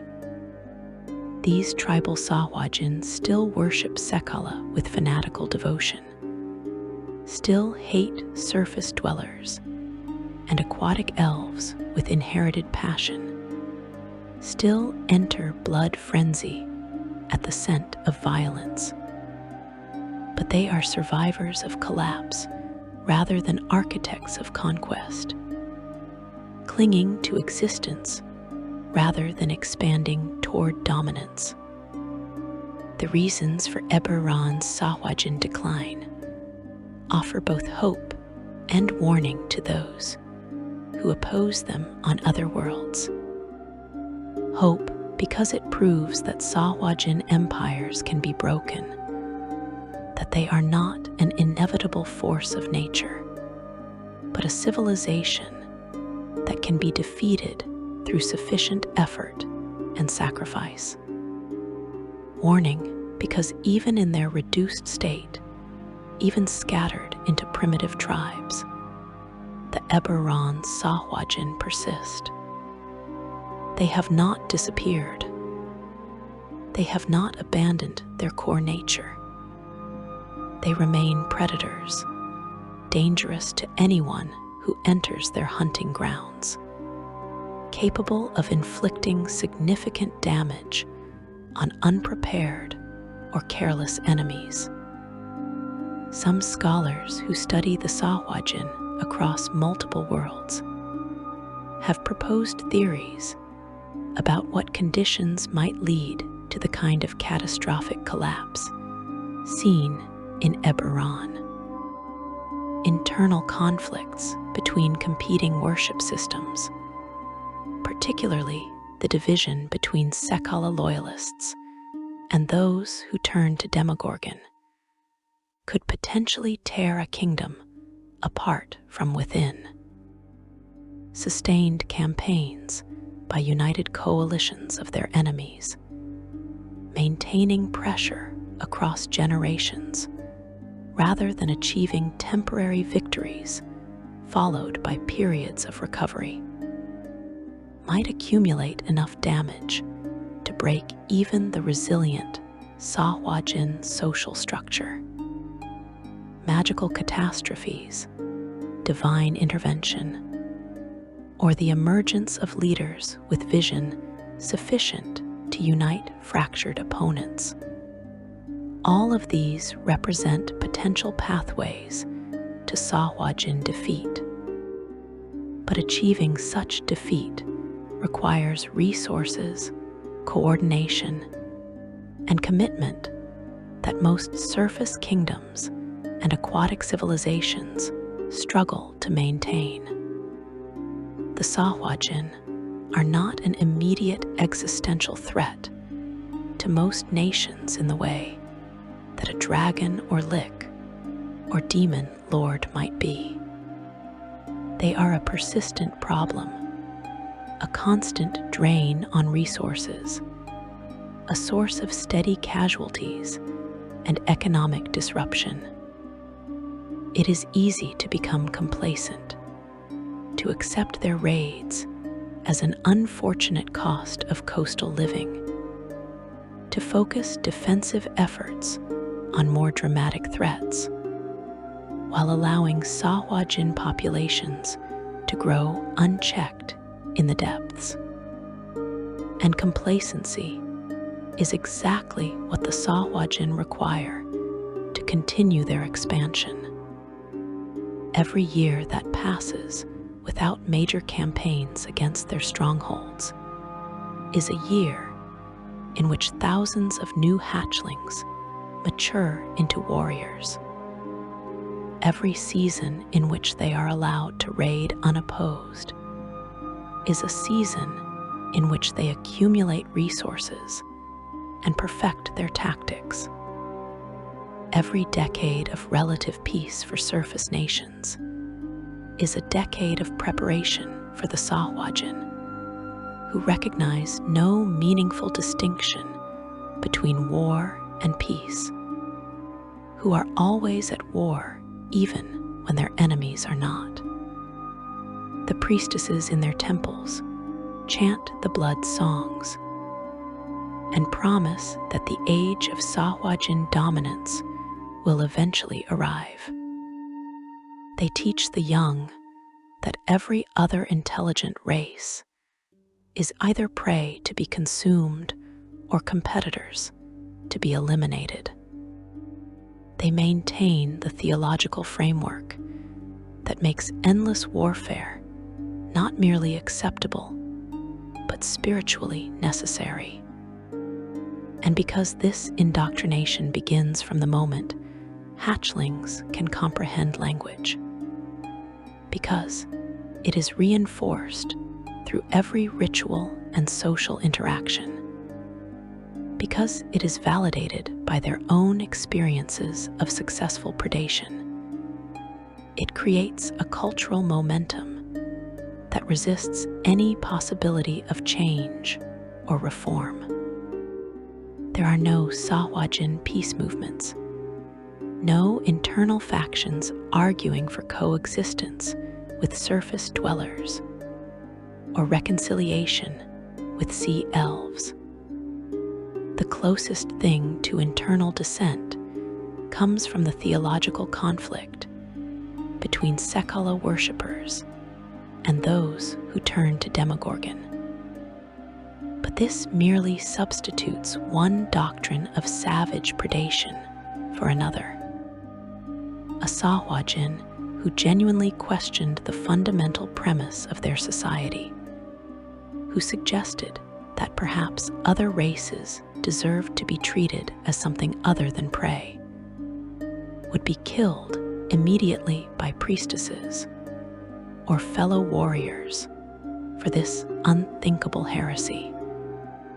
The future of Sahuagin empires across the multiple worlds they inhabit remains uncertain, but weighted toward their continued survival and gradual expansion. They possess advantages that serve them well in the long term. Their rapid reproduction rate means they recover from defeats faster than most enemies can capitalize on temporary victories. Their ability to survive in environments hostile to surface dwellers and most other aquatic races gives them safe havens where their enemies cannot easily reach them. Their complete lack of moral restraint allows them to employ tactics and strategies that other civilizations reject as unconscionable. Their religious conviction provides motivation that never wavers or questions itself. But they also face persistent challenges that limit their potential for absolute dominance.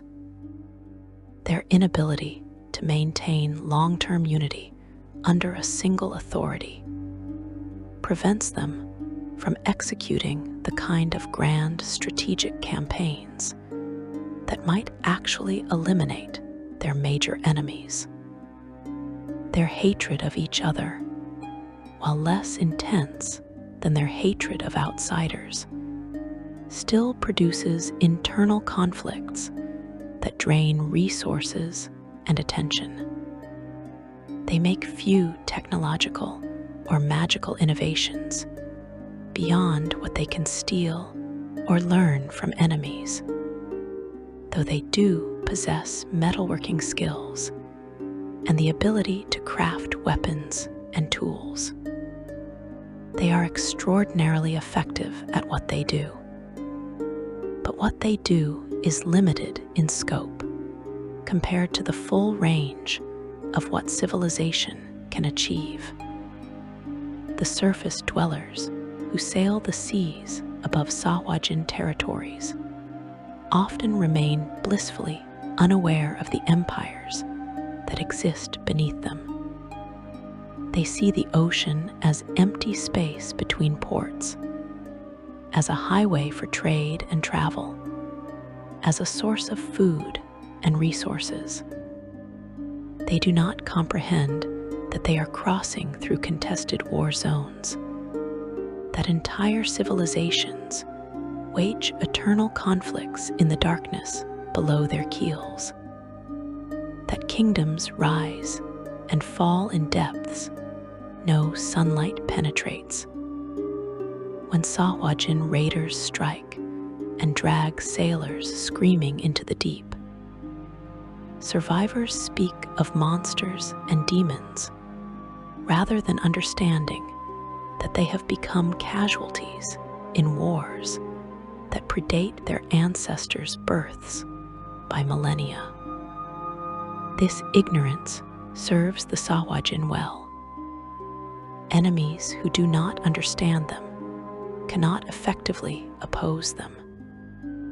Surface nations that view Sahuagin raids as random monster attacks rather than organized military operations do not develop appropriate defensive strategies.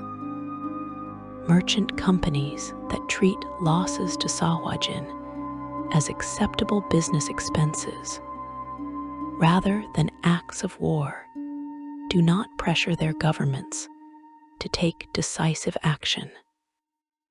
The Sahuagin remain underestimated, dismissed as primitive savages rather than recognized as the sophisticated and dangerous civilization they actually are. You rise now toward the surface, leaving behind the Sahuagin territories and their grim cities of bone and stone. The water grows warmer and lighter with each upward movement. Schools of colorful fish dart past, unaware or unconcerned by the predators that lurk in the depths below. The ocean's surface approaches, a shimmering boundary between two worlds that remain connected by currents and tides, and the eternal cycle of predation that governs all life. But even as you break through into air and sunlight, even as you leave the physical territory of the Sahuagin behind, the knowledge of what exists in the deep remains with you. The empires beneath the waves do not cease to exist when you stop looking at them. The wars in the darkness continue regardless of whether surface dwellers pay attention. The priestesses still chant their blood songs. The warriors still raid and conquer. The young still hatch by the thousands and mature into new generations of predators devoted to their shark god's eternal hunger. The Sahuagin endure. They have endured for millennia before this moment and will endure for millennia after. They are a permanent feature of the world's oceans, as much a part of the deep as the pressure and the darkness and the cold. They cannot be eliminated. They can barely be contained. They are the price that the world pays for having oceans at all, the inevitable consequence of any environment large enough and rich enough to sustain civilizations beyond the sight and control of surface kingdoms. And in their cities far below, in temples lit by bioluminescence and decorated with the bones of slain enemies, the priestesses conduct their rituals and make their promises. They promise that Sekalas shall be done. They promise that the age of Sahuagin dominance approaches. They promise that every enemy will eventually be consumed, that every ocean will belong to the shark god's children, that the strong will triumph over the weak in all things and all places. They have been making these promises for thousands of years, and they show no signs of stopping. If you enjoyed this deep dive into the lore of the Sahuagin empires, their brutal society, their eternal wars, and their unwavering devotion to the shark god Sekala, please consider liking this video and subscribing to the channel. There are countless more stories hidden in the depths of Dungeons and Dragons lore. Countless more civilizations and conflicts and mysteries waiting to be explored. Join me as we continue to descend into these forgotten histories and reveal the secrets that the darkness conceals.